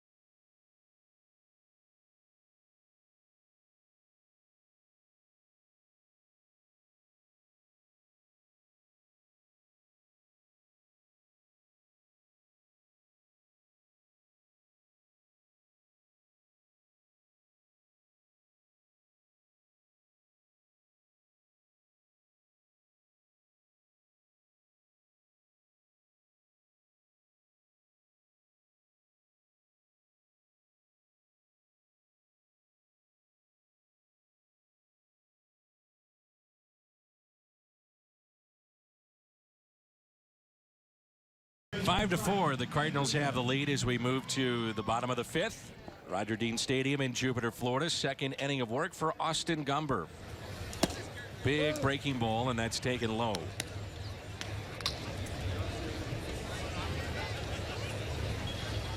Glad you're with us wherever you may be. Cardinals baseball is back, and that's a line drive and a base hit into left center field. That will roll all the way to the wall. Anderson, who is the third baseman that we saw in the previous inning with a couple of nice plays defensively, doubles to start the bottom of inning number 5. Well, we talked about it earlier, comparing Adams' stance to Anthony Rizzo and where their hands are. Very similar. Yeah, you look at some of the comparisons. They're not exactly the same. Rizzo's bat is a little bit more upright and hands back a little further for Adams in the strike zone. But the idea is their hands are low and very different look for Matt Adams, and we'll see how successful that is as the season unfolds. Rizzo certainly one of the game's top hitters at the moment. He really was a big part of that Cubs season a year ago. The world champion Chicago Cubs. Having a hard time saying it, but sometimes the truth hurts, Danny boy. Yep. Brandon Barnes now at the plate, center fielder. Out in front, pops it back foul, 0-2. Remember, the opening day is actually an opening night in St. Louis. That is a Sunday night game. And even though we will not have that telecast, we will have Blues hockey that afternoon, which will lead into our pregame coverage of the opening ceremony in St. Louis, Clydesdales and whatnot. So even though we don't have the game, we will do a pregame so that fans at home can take in what is one of the great traditions in all of sports, and that's opening day in St. Louis. Right around the corner. Always special, always electric. I want to say, Dan, I've said to many of my Cub fans, and I have a few of them this offseason, I've said to them very sincerely, I mean it from the bottom of my heart, and I mean this, and I really do mean it. I hope that you get to experience another world championship 100 years from now. It's Jacob Wilson who makes the play at third.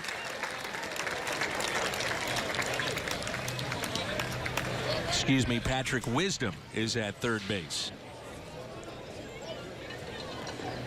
Runner stays put at second. Moises Sierra, the right fielder, checks in for the first time.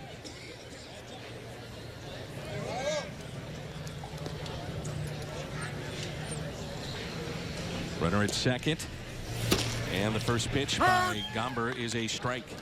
I like the way the ball comes out of the hand of Gomber. He has a little bit of deception. He's right over the top, and the hand comes through kind of at the last minute. I think part of it is his height. But the curveball, the 12-6 curveball that he throws, and you say he has a bit of a slurve too, but there are times where he gets right on top of it, and he just explodes at the plate, doesn't he? Yes. They feel he is a legitimate prospect. Yeah. And we're going to see him at some point in the major leagues. Cardinals do have a right-hander starting to throw in their pen. Marlins as well. There's the breaking ball and a base hit out to left field.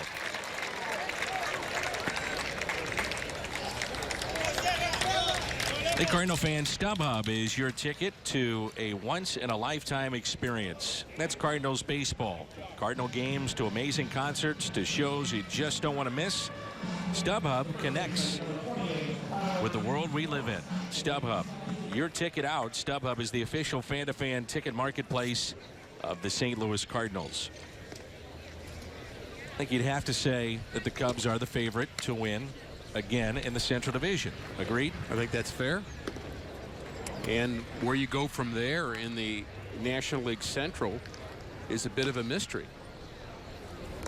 There are many that believe that the Pirates are going south and looking to sell off many of their players if things don't get off to a good start for them, and maybe even in spring training. Andrew McCutchen has been moved to right field. Mainstay for years in center. I think the Brewers are a bit of a mystery as to whether or not they'll be better. They've got some young arms, but they have a lot of holes. Cincinnati and clearly a rebuild right now. Absolutely. Brandon Phillips has been traded to the Atlanta Braves. He did have the option of turning down a trade, but he did accept that one after turning down a couple last offseason. So if you have 3 teams in your division rebuilding, there's a chance for you to pick up a lot of victories inside your division and be in that race for the wild card or the division championship. And I think you'd have to look at the Cardinals and Cubs as favorites to be one or the other. The Cardinals pitching went from a major league best 2.99 ERA in 2015 to 13th. It's about a 4.5 ERA. And you know, you think about the defense, if it was shored up a little bit behind them, the Cardinals make it to postseason play. Especially with a ground ball staff. Martinez, Wainwright, Leake. Leake especially, to me. Leake is a guy that needs to have a good defense behind him. He could be a winner if you've got guys that can catch the ball, because that's what he's trying to do. Popped up on 2-0. Wisdom calling for it, and he has it. Dig out for Gomber. Well, Jimmy mentioned it earlier. Lance Lynn returns to this rotation, a free agent to be. That's Mike Leake on the left. And for Lance Lynn, I was talking to him the other day. You know, he feels great coming back from Tommy John. He said, you know, people need to remember I've had a full amount of time to recover from Tommy John because of when it happened. It wasn't like I'm at 12 months. He said, I'm removed from all that. So the Cardinals don't have Jaime Garcia, Matt Holliday, Brandon Moss, Seth Maness, but they get the new free agents, Fowler and Cecil. But Lynn is like getting another player back because you missed him all season. And not just another player, but a guy that's a number 2 or 3 starter. A.J. Ellis at the plate. 2 outs, 2 on. Fastball. I was going to say earlier, Dan, when Jim Hayes said that he had Alex Reyes penciled in his mind as a number 5 starter, despite the Cardinals slow playing him, I had him pinned in as number 2. That's how important I think he could have been to this team, and I think that's a tough thing to overcome. Not that you can't, but honestly, that was a tough loss for the Cardinals. Reyes being out. Absolutely. 1 ball and 2 strikes. It had been interesting to see how the Cardinals would have started the year, though, with him and trying to manage innings. And, you know, you wanted to bank some innings for the potential of postseason. And the breaking ball is a base hit into right field, and this game is tied at 5. Anderson scores, and we're knotted up 5 apiece.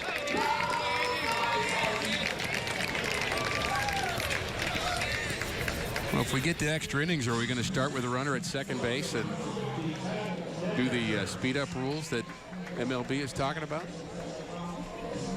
Please no, Danny. I'm not a fan. I'm not a fan of that idea. Players aren't either. You know, and that needs to be mentioned. I think a lot of people out there think, well, the commissioner says this is what he wants, this is what's going to happen. All that has to be bargained with the Players Association. And the players have been more of the traditionalist, right, if you will, than those that are trying to make some of the moves in the game. I think from Rob Manfred's point of view, he's got broadcast partners that he needs to appease, and shortening the game to make sure that those broadcast partners are happy is probably first and foremost on his list. And I understand that. But to guys like you and I who just enjoy the game of baseball no matter how long it takes, and many others, they could care less. Runners at first and second, 1 ball, 1 strike, 2 outs. We're in inning number 5.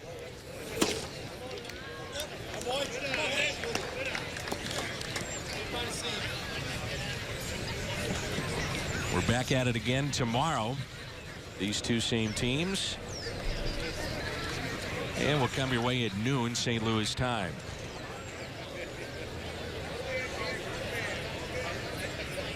Just head to the Fox Sports Midwest website to see all the games that we'll be televising down here in Florida. And this is the first of 15 that we will have for you.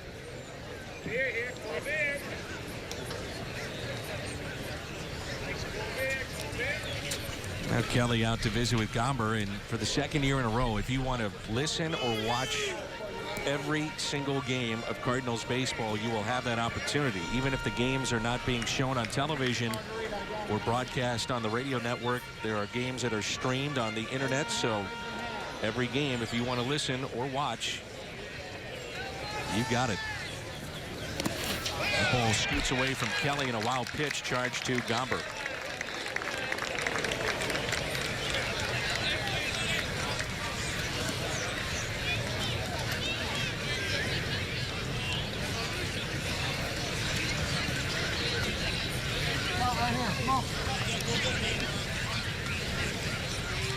New changes for the Marlins, and one of those is their third base coach, the former manager with the Atlanta Braves, and that's Freddie Gonzalez.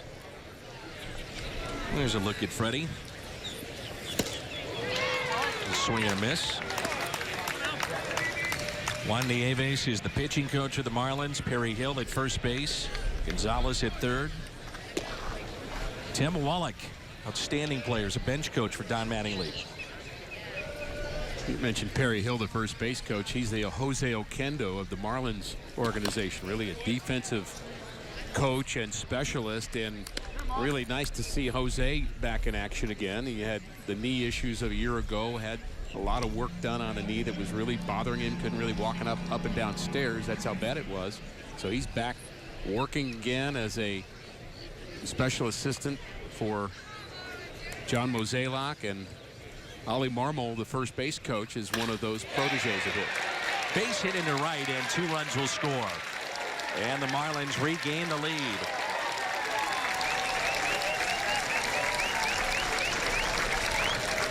It's Matt Dendecker, the former Met, who's now with Miami. I think Gomber would be really tough on lefties, but he leaves that one up out over the plate. And Dendecker right on it, laces it to right.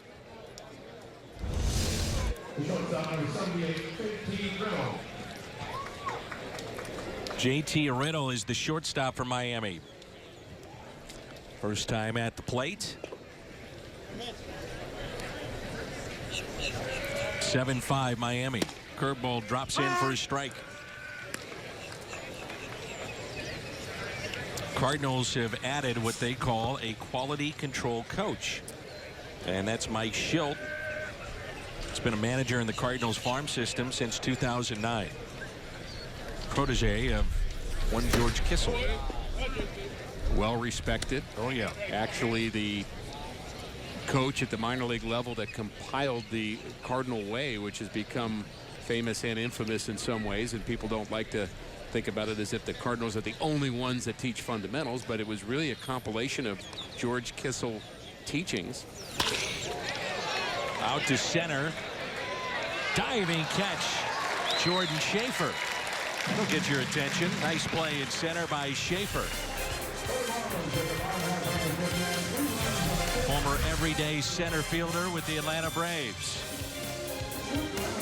Trying to earn a spot in this camp. That'll help his cause.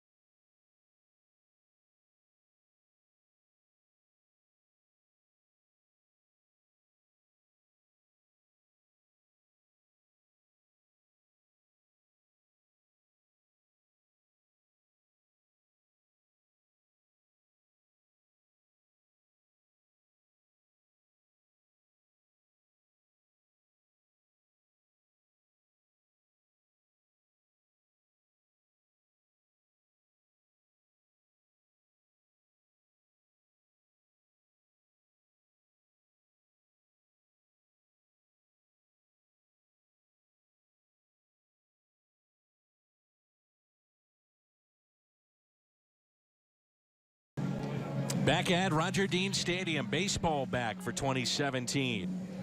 7-5, the Marlins with the lead. A Chevy call to the pen takes us to right-hander Jake Esch. He attended Georgia Tech. Pitcher his freshman year, then he played second base his sophomore year in college. And then the Marlins selected him in the 11th round of the 2011 draft as a pitcher. So he's trying to make this club in their bullpen. Double-A starter a year ago. He got up to the big leagues a bit last season. All about development here. Spring training really highlights that, Dan. Gary LaRocque and his staff in the Cardinal minor league system do such a great job of developing the young players and finding the right place to move them to the next highest level. When are they ready for it? Are they doing the things they need to do? And you hope that they take advantage of those opportunities once the spring games come around. Here's Patrick Wisdom. And the first pitch is taken for a ball. I believe for the Cardinals that is John Gant, who is up and throwing. He's a right-hander that the Cardinals picked up in the Jaime Garcia deal.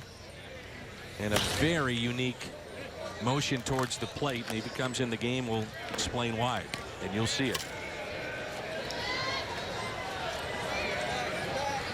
They're waiting for the souvenir, and it finally fell.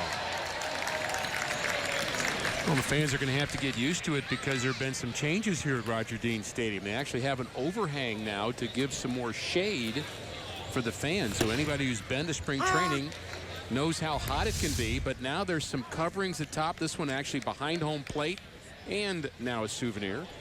But they have built some pavilions and some shading down both the left field line and the right field line here. Here's a 1-2. And a fly ball lifted into center. First down here in the top of the 6th. Let's go over here, guys.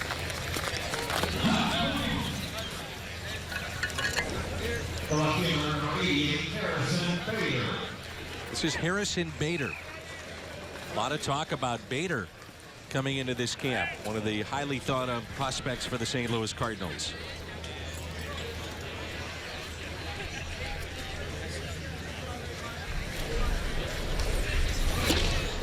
First pitch is taken for a ball outside. Well, he can just flat out hit. Primarily a center fielder.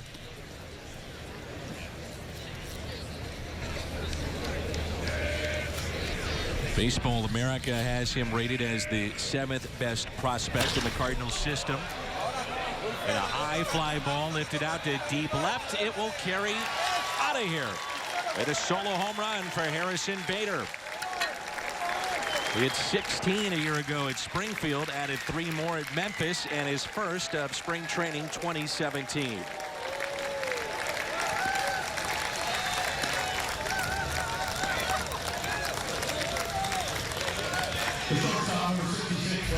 Bader takes advantage of an opportunity. Gets a hanger. Gives it a ride. Able to keep his weight back long enough. Played here in the state of Florida at the University of Florida. 3-year starter for the Gators. And just 22. Well, the Cardinals really pushed him, Rick, last year. He made it all the way to Double-A. Then Memphis. And this is a guy that was drafted in 2015. So that's big progress in a short amount of time. At one point, he had a 17-game hitting streak, which was 1 shy of the affiliate record at Springfield.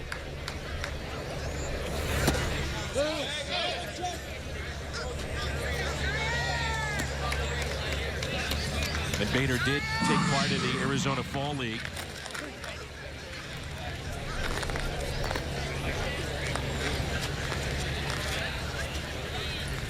Here's a 1-2.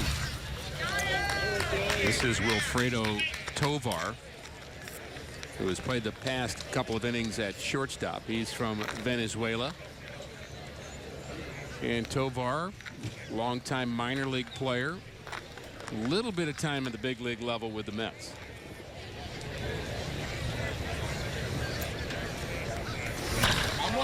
Rips it into center field. Barnes going back. There's a beat on it and makes the catch.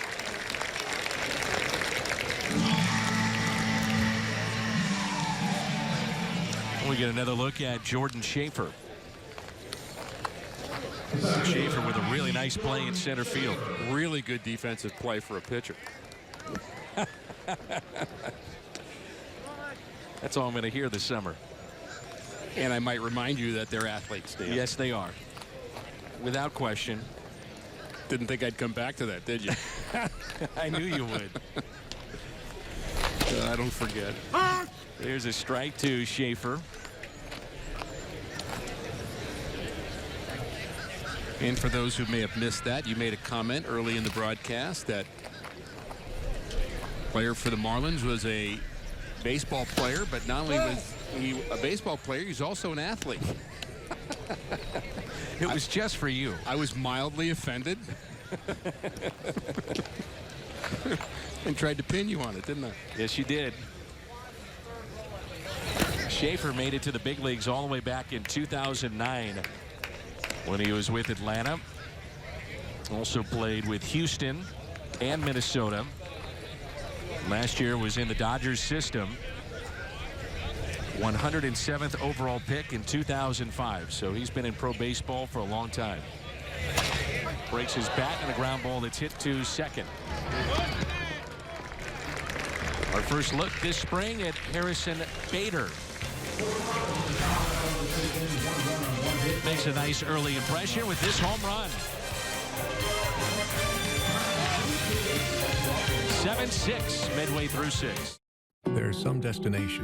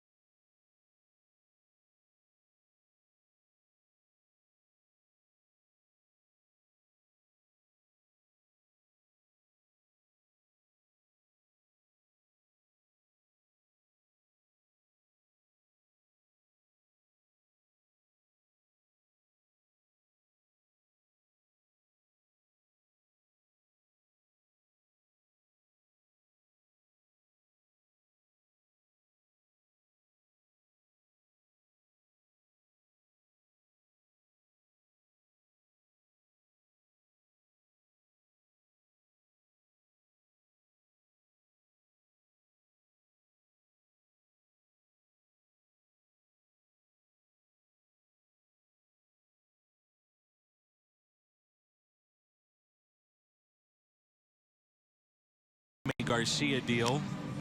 Very unique delivery. Steps forward, stops, starts again. And they believe that Gant can fight for a spot potentially in the Cardinals bullpen. Big guy, he throws downhill, 6'5" frame, gets a lot of ground balls.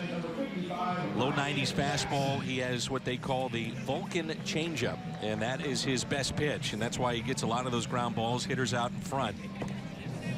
I was looking at the rule book the other day, and it says, quote, a natural movement associated with his delivery of the ball to the batter without interruption or alteration. That's supposed to be part of this delivery. So I asked an umpire about that. What's your interpretation? He said it's very simple. If this is his natural delivery, as long as it's consistent, he can do this. A lot of teams had questioned this while in the minor leagues as to whether or not it was fair if he could be doing this. And he gets that first ground ball and out here in the bottom of the 6th. Well, naturally, he can't do it out of the stretch. He has a much more normal delivery to the plate there, and really wouldn't be a balk anyway, because if you're starting out of the windup and you can stop and it's not a balk, it's really your prerogative. But I guess the idea of it being natural, I find that an interesting choice of words, that it's his natural delivery, as if he came out of the womb thinking, you know what, I'm just going to hesitate in my delivery. I mean, he had to be learned at some point, wasn't it? Remember Jordan Walton? Yeah. You know, he had the funky delivery, and I asked him, I said, well, did something you worked on? He said, I didn't even realize I was doing it. And Gant said the same thing. He didn't even realize it. Ground ball that's pulled foul. Both in the Braves organization at one point. And Gant was originally drafted by the Mets, made his debut with the Braves last season. He's 24 years old. He went 1-4. Comes to St. Louis in the Jaime Garcia deal. Gant, Chris Ellis, and Luke Dykstra also part of that trade with the Atlanta Braves. And the second time that he's been traded, he was dealt in the deadline of 2015. The Mets were going for it. They acquired Juan Uribe and Kelly Johnson.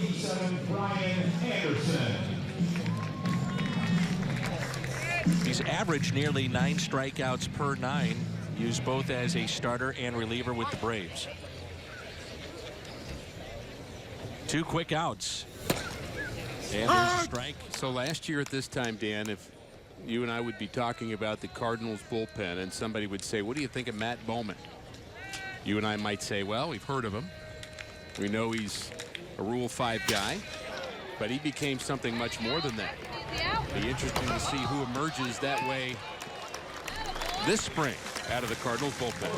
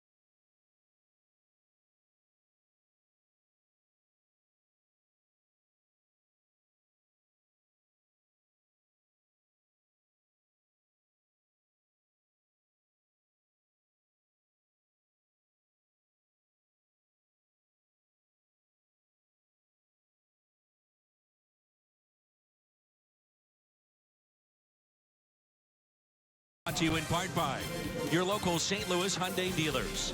Better drive us. By Shelter Insurance. For your auto, home, and life. We're your shield. We're your shelter. And by the Missouri Lottery. Every ticket you play gives back to schools across Missouri. So play it forward with the Missouri Lottery.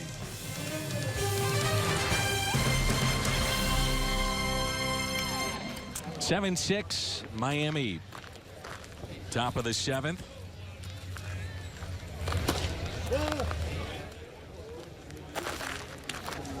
This is Breivik Valera. Leading Copeland, off, the new pitcher for Miami. Scott Copeland, non-roster invitee, and both teams have plenty of those. The Cardinals, 68 players in camp. A lot of people to keep track of, isn't it? Mm-hmm. And to find playing time for. He spent parts of 4 seasons at Double-A Springfield, and he grounds out to second. He's moved around the infield. But over 2,500 minor league at-bats for Valera. The first baseman, number 65, Chad Huffman. There's Chad Huffman.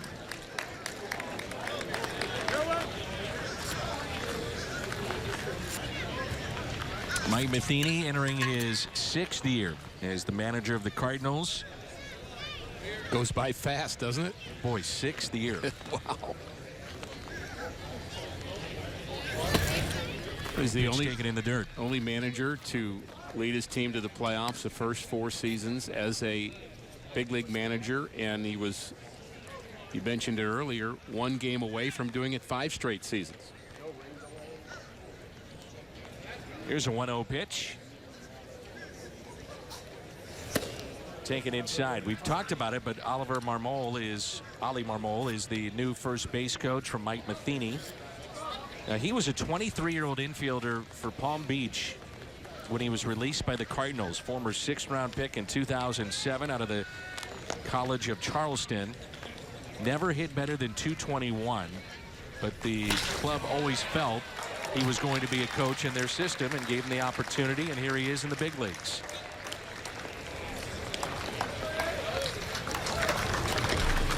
MLB.TV Premium is back and better than ever. Watch every out-of-market regular season game live on over 400 supported devices, plus enjoy almost 300 spring training games and the World Baseball Classic. Blackout and other restrictions apply. Visit MLB.TV for details. I was watching the Yankees play yesterday. Were you? MLB.TV. February baseball. February baseball on your TV. That's hard to believe, too. Yes. I was trying to think when the earliest time was that the Cardinals had reported the camp, and this has got to be, if not the earliest, one of the earliest times in their history. You know, the players got down here around February 13th, 14th. Many of them were here anyway.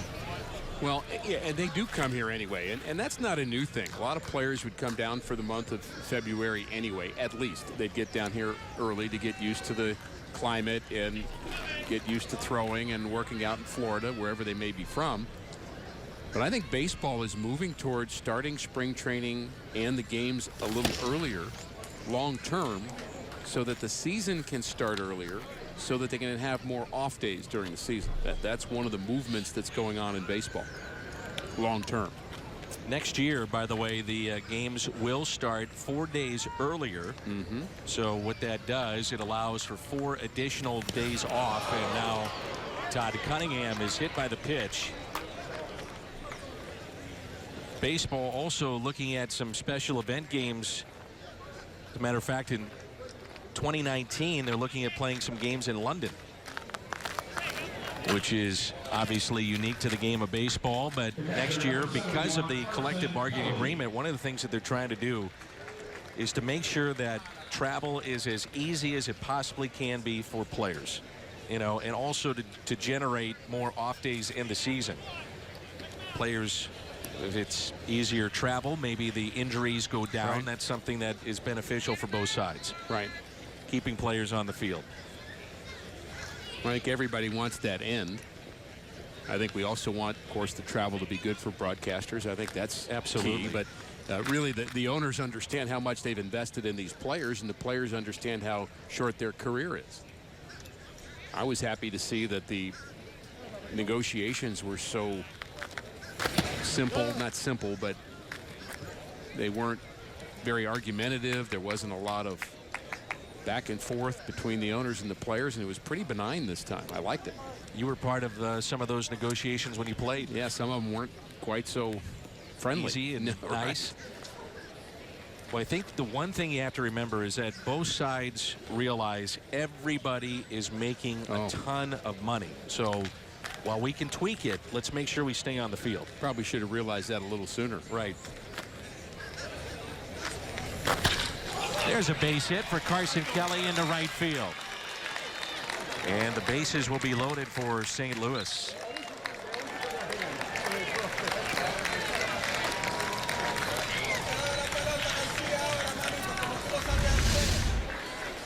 Kelly going the other way.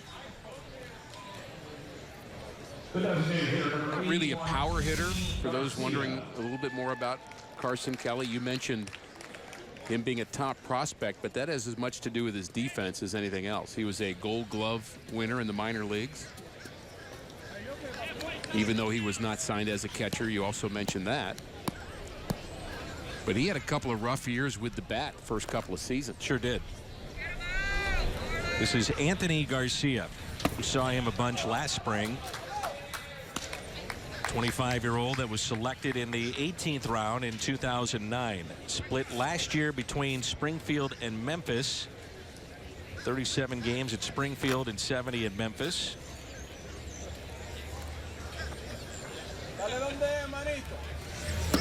Breaking ball taken low. 2 balls and no strikes.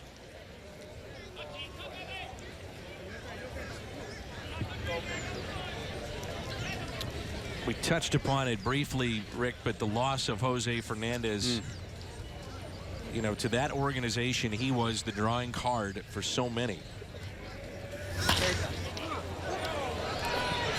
Out at third, and throw is wide at first base. Run does score, and we're tied at 7. But I was talking to Eduardo Perez not too long ago, and he said, I'm just not so sure that this team is fully recovered, you know, even during the offseason of getting away from each other and whatnot, but the loss of Fernandez. It'll be interesting to see how it plays out. It's a devastating loss to the game of baseball. There's the personal side, the emotional side, the friend. That's all part of it, teammate. When you think about what it does to the organization developmentally, too, if you go into the Cardinals offices, the front offices here in Jupiter, you'll find a board that has the projected team for this year and where people think they'll be, but they also have long-term plans. They've got a board. I've seen the board before. Not sure they would show that to anybody right now, which would say, where are we going to be in 3 years? Who do we think is going to be our outfielders? And a loss like that is tragic and terrible, but it also changes kind of the whole flow of your organization developmentally. Financially, you probably had money set aside to make sure that you retained him. You know, ticket sales, by the way, when he would pitch, were about 5,000 more tickets sold. Ballpark is in Little Havana. So, you know, you're talking about a lot of the folks that have come from Cuba. He was their guy. And personable, smiling. It's a terrible loss. And then you think about what he meant when he was on the mound, Rick. They were 10 games under 500 in the games that he did not start. So you have that aspect, too. Didn't he lose just once at home? Something to the Cardinals. That was it. Yeah. Patrick Wisdom at the plate. Takes a pitch high. Evens it up at 2 balls and 2 strikes. Marlins finished 79 and 82. And currently in the midst of the second longest postseason drought in baseball. 13 years. Mariners #1 at 15 years. As Wisdom pops it foul. And last year, it really seemed like they were going to get in. Remember, they were at the top of the wild card standings, and they made the trades to bring in a starter and a reliever in Rodney. But it did not pan out with those trades, and then they had some injuries down the stretch. Most notable was Justin Bour and Giancarlo Stanton, and the rest is history.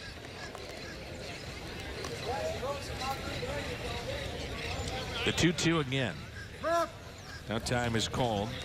Marlins, by the way, will have a 2.5-mile stretch of 17th Avenue that begins at US 1. It runs north, if you're familiar with that, to River Drive, and that will pass Marlins Park. That'll be known as Jose Fernandez Avenue. Also talk of a memorial at the ballpark too. Wisdom strikes out, ball scoots away, and they get that third and final out. Time to stretch. 7-7.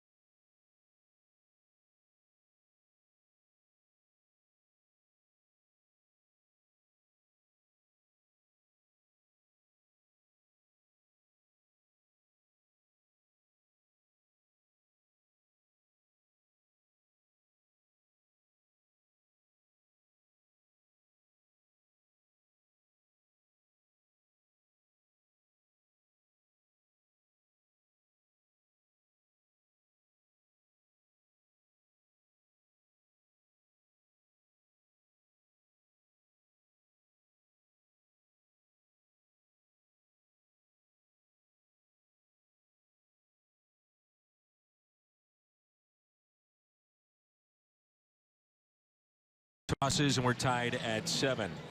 Well, this year the Cardinals are celebrating the 50th anniversary of the 1967 World Series championship team and the 30th anniversary of the '87 NL championship. Great replica ring promotions. Get your tickets now through the 5-game ring pack or as a single game ticket, on sale now at Cardinals.com. Hard for you to believe, 30 years, that 1987 team, Rick Horton? No, that's a lot of years, Dan, and great team it was. Of course, the '67 team, world champions, 50 years for those guys. Great to be with them during the offseason at a couple of events. And it'll be fun to celebrate along with them all season long. Roboski is back, Tim McCarver, Rick Horton, Jim Hayes, Jimmy Edmonds. The gang is all back. Should be kind of fun too in the spring training this year. Ricky Ankiel, I believe, is going to do a game, and Brad Thompson.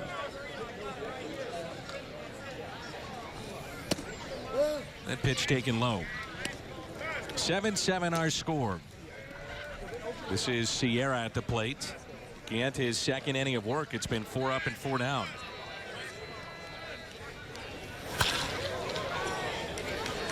Line drive that's caught in right.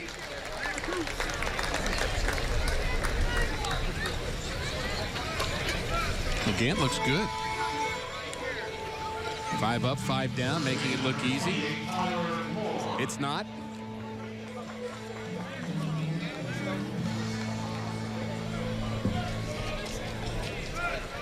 One thing you look for, Dan, when you start to build a bullpen is you look for guys that have something different. You don't want 3 or 4 guys that throw the same. That's well hit into center field.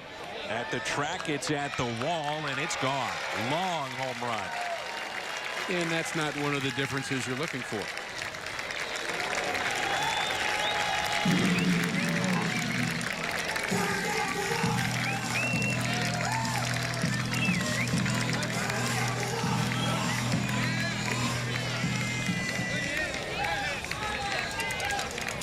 Marlins last year hit 128 home runs, second fewest in the National League to the Atlanta Braves.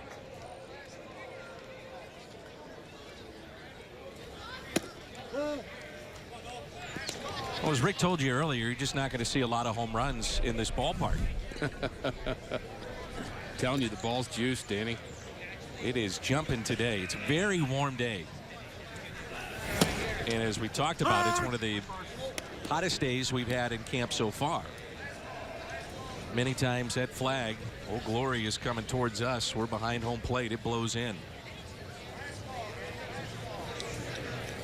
We've seen right field especially a difficult place to play here at this ballpark. I've talked to Giancarlo Stanton about that. He said it's the most difficult ballpark defensively to play in.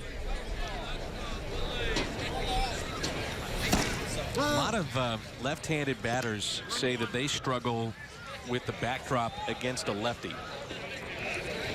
The backdrop is not situated perfectly here at this ballpark, and they struggle picking up the ball. 3-1 pitch, and a ground ball hit to second. Marlins pick up another home run. We head to inning number 8. Miami back on top. It's 8-7.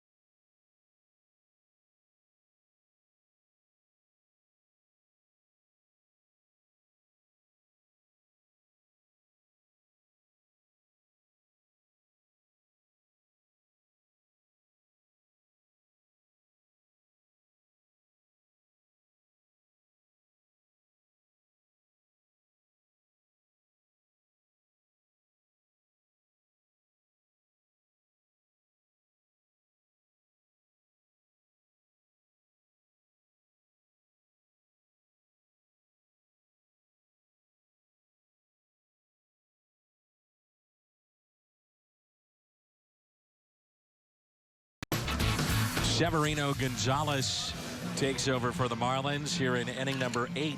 8-7. Marlins with the lead, the first of 15 televised spring training games on Fox Sports Midwest. This is Harrison Bader. Nice start for Bader to spring training, huh? Home run 2 innings ago. Like to make that quick impression. Ground ball, taken at third, 1 away. That's something they talk about with Bader. Remember, it was early in the previous at bat. He went after it. Yeah. They say he's very aggressive early in counts. If he sees something, he's going after it. So 1 for 2 on the afternoon. 1 pitch, 1 out here in the top of the 8th. Cardinals facing their 8th Marlin pitcher in 8 innings. This is Severino Gonzalez. Not sure I've ever seen 9 pitchers in a 9-inning game, have you? No. Is this a new trend? And go to 18-man staffs and have them all pitch an inning? I was told the average for a major league team to make it through a season, as Tovar hits a base hit into left, is roughly 25 to 26 pitchers to get through a year. Now think about that.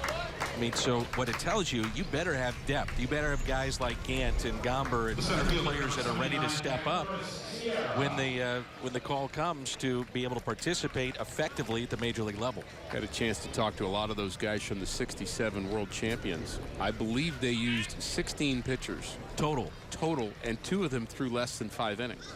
wow. And Bob Gibson was hurt for 5 or 6 weeks. Miraculous that he came back.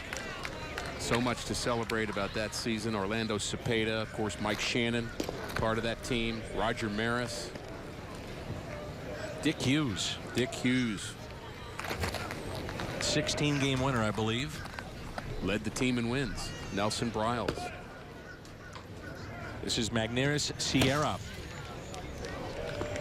He was part of that international signing class with Alex Reyes and Edmundo Sosa, and really asserted himself in his debut season. He was a teenager and won the Cardinals Player of the Year in the organization. Don't let his size fool you. Very strong.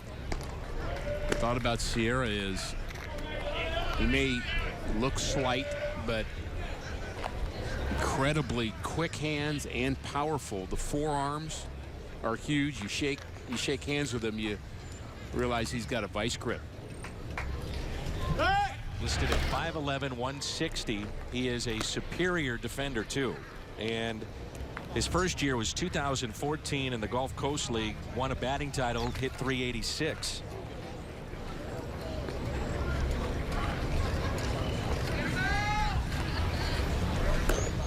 One ball and 2 strikes. Runner goes. Sierra fouls it back.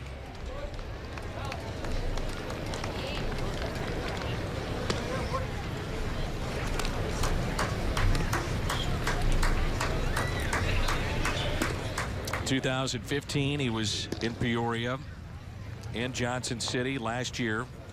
Low A Peoria, hit 307.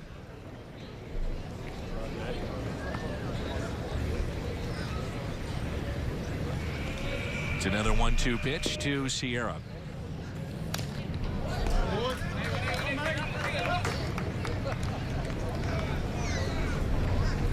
Cardinals are pleased to offer fan-friendly values throughout this upcoming season. Look for ways to save some cash or find a great value at the ballpark. Make sure to check out the Fan Value Corner at cardinals.com/values.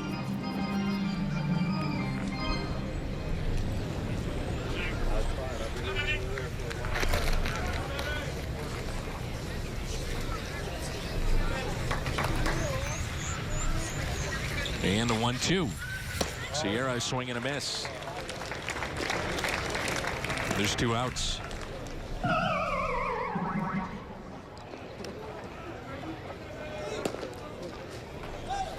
The second baseman, number 73, Brayden Valera. So brings in Valera.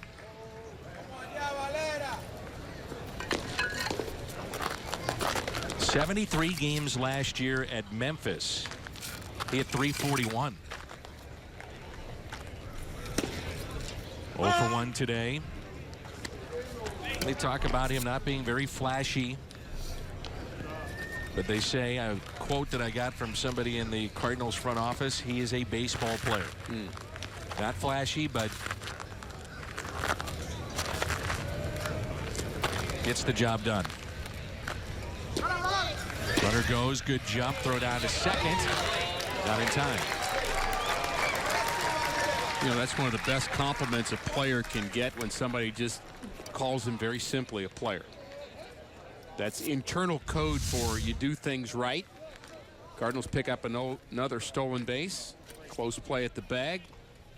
Dexter Fowler stole a base in the first inning, so the Cardinals running. at least in February. Remember last spring, that was the focus for the Cardinals, is that at least one of the things they were looking at was we were going to steal more. We want to be more aggressive on the bases. Well, the Cardinals in regular season play had 35 steals last year, last in the National League and the fewest since 1953. I think there was another issue with the team a year ago. The idea was to hit and run more, but too many guys were strikeout home run guys, and you had very few players you could hit and run with. Certainly weren't going to do it with Brandon Moss. Grichuk would be another one you'd never hit and run with. And so you have Molina as the classic guy that you would send a runner and have him try to put the ball in play, but it just was not a team built for that. Cardinals stole 28 in spring training last year, and a total of 35 for the season. Here's a 1-2. Popped up on the outfield grass. Cardinals strand a runner. They trail 8-7 as we move to the bottom of the 8th. Baseball is back on Fox Sports Midwest.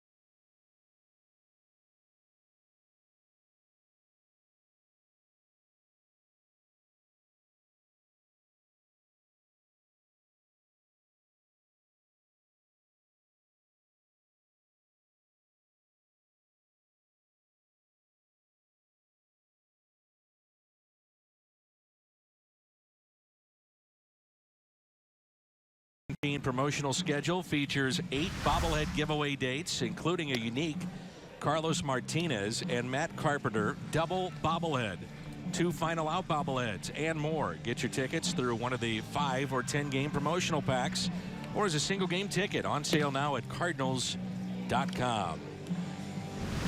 About that, they got a bobblehead now where Carlos Martinez is throwing water into Matt Carpenter's face. Perfect. This is Zach Phillips out of Sacramento, California. 30-year-old, signed as a minor league free agent.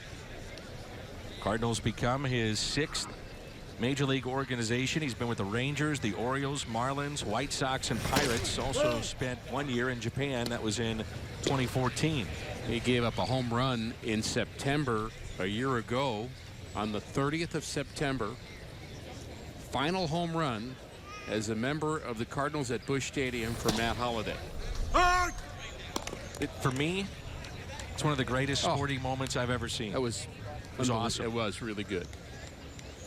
I'm not sure it was for Zach Phillips. No. It's all about perspective. Yes, sir. We will see Matt Holliday in the first month of the regular season. Cardinals will be at Yankee Stadium. And he's wearing pinstripes. So he is going to finish up his career having played with, or for, 2 of the most iconic franchises, not just in baseball, but in sports, the Cardinals and the Yankees. I'll be honest, I miss him. Yeah, I agree. Wish him well. True pro. Here's a 1-2. And a swing and a miss.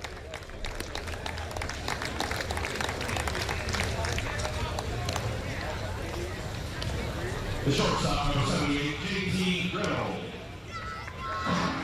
Here's JT Riddle to face this lefty.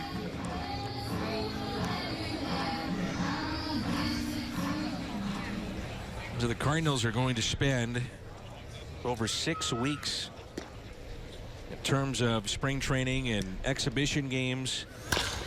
There's a ground ball hit to the right side.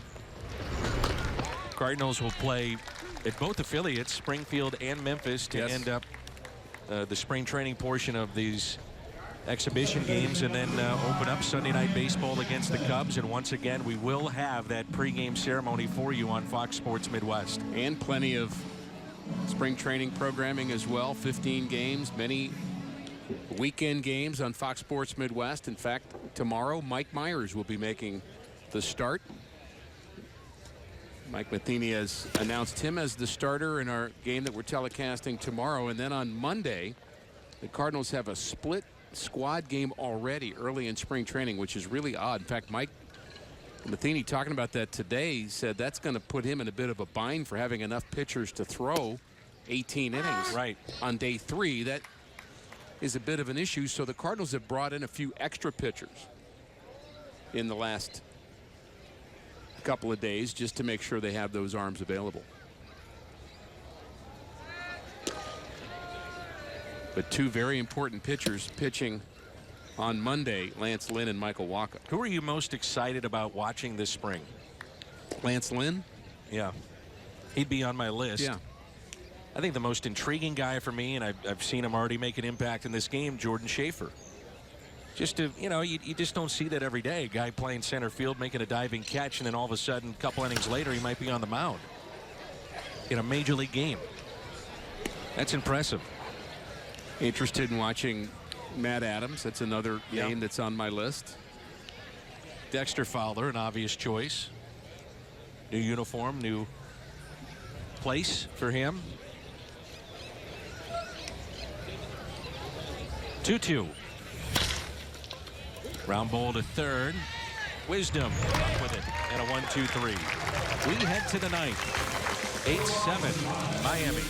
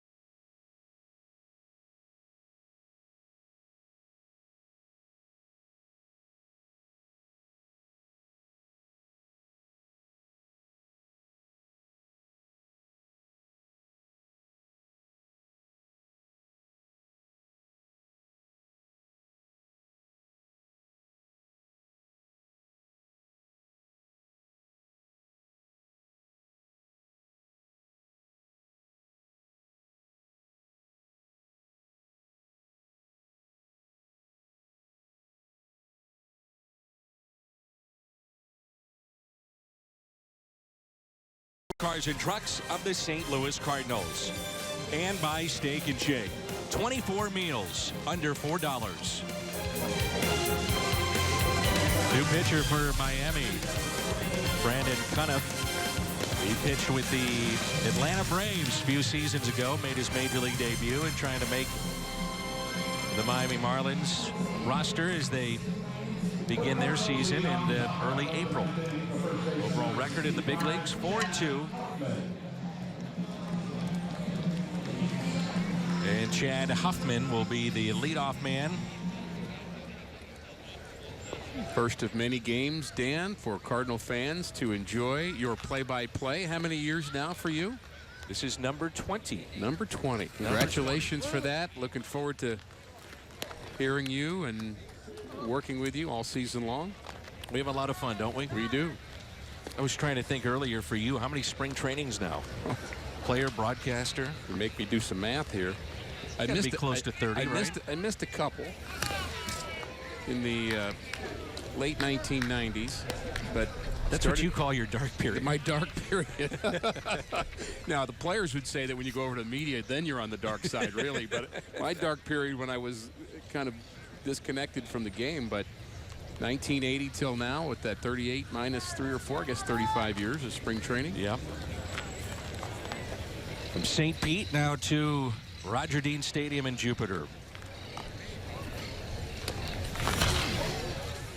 You know, a big development down here is the fact that they have developed a ballpark that can house a couple of teams outside of St. Louis and Miami. I mean, you know, teams are starting to head to Arizona. The Cardinals never really flirted with that idea all that much. They know the tradition down here in Florida, and, right?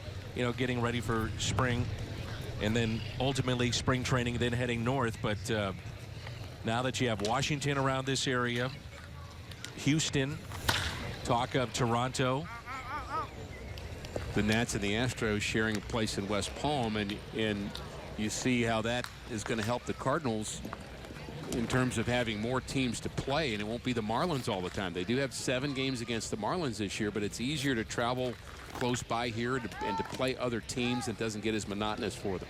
It's 36 degrees this morning in Arizona, by the way.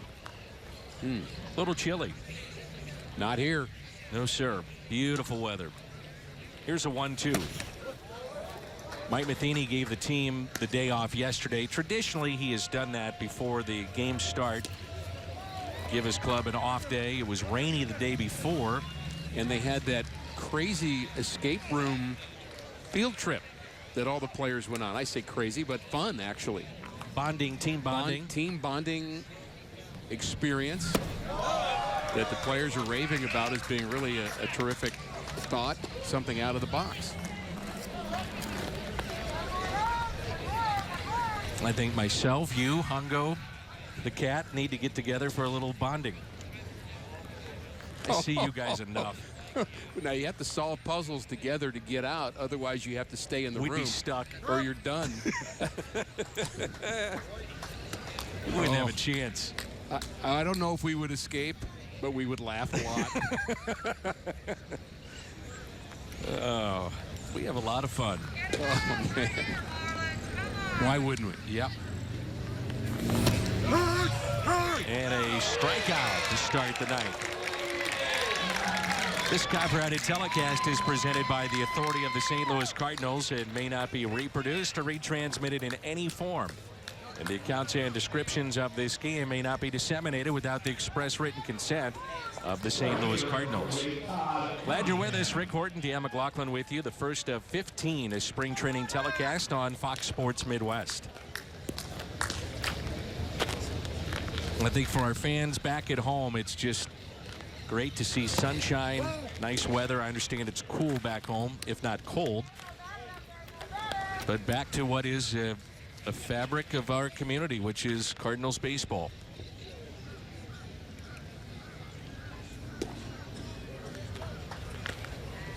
Here's a 1-0 pitch. This is Todd Cunningham at the plate.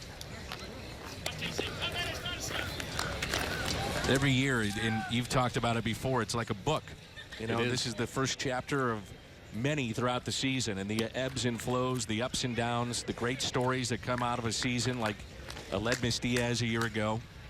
And that's why I always encourage people to watch and pay attention as much as you can to the spring training games, and covering 15 of them is certainly going to give you an opportunity to do that. But it's part of the character development when you write a novel. If you just pick up a book and start in chapter 4, you might not know what characters you're rooting for.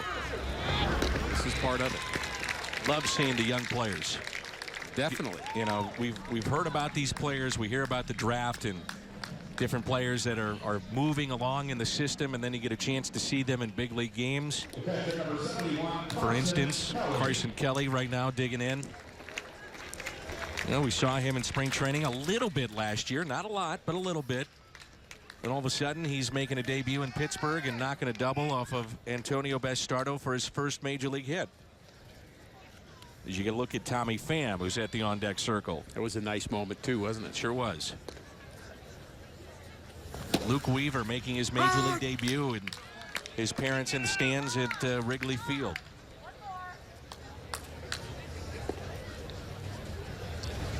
Weaver made our start today. Wasn't overly sharp, but I'm not so sure the strike zone was very beneficial to the pitchers today. It started out very tight. Sure did.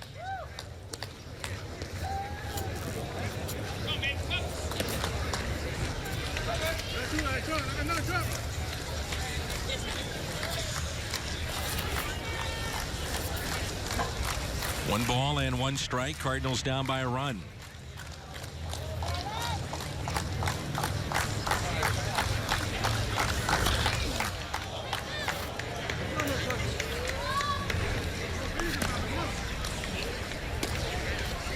One and two.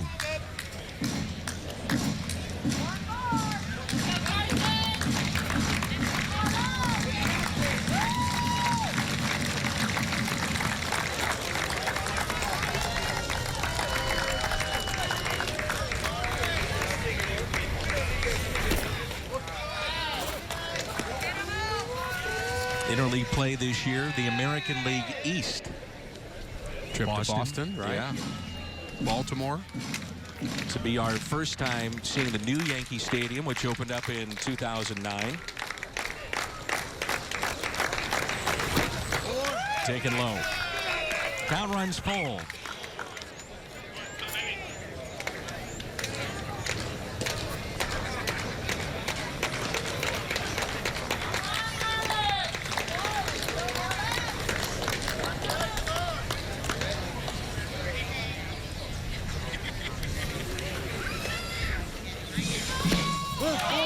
Taken low, and so the tying run is on, and Tommy Pham, our first look at the Cardinals outfielder. When Jim was in the booth with us, we talked about Pham trying to make this club as Alvarez will pinch run. And it really comes down to Tommy Pham staying healthy. He's now 28 years of age. Hit .226 last year in 78 games. Began the season on the opening day roster, then injured his left oblique after one at bat, you may recall, against the Pirates. Right.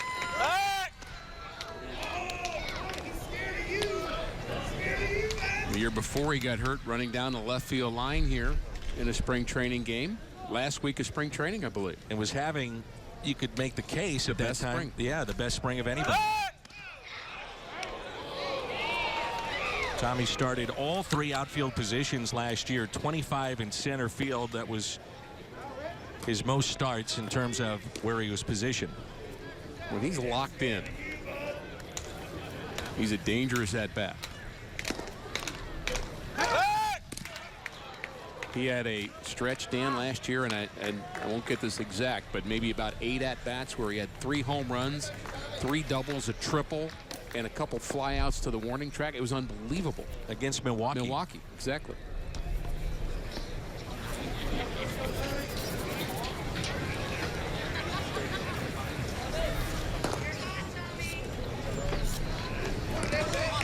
Come on, Tommy. On the gas.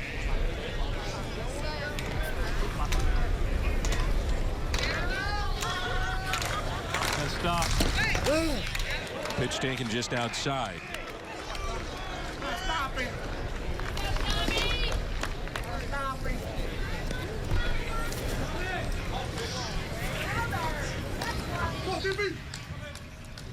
Alvarez, your runner at first base. He's a 22-year-old outfielder. That's it out of play. Might have had a pitch to hit right there. A little bit late. You know, it is spring training, Dan. Players aren't thinking, oh boy, tension for the moment. But, you know, you get in a game, you want to win it. Pham's got something to prove. Pinch runner Alvarez does as well. Alvarez last year, 36 steals at Peoria. Missed in. I believe the zone's gotten smaller again.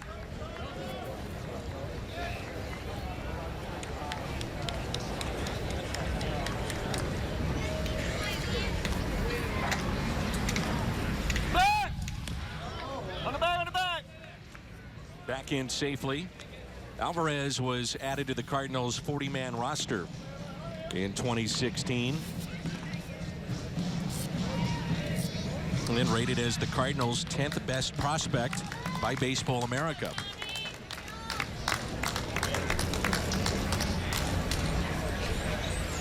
Here's a 2-1 pitch to Tommy Pham. 2-2. So again, the Cardinals down to their final strike.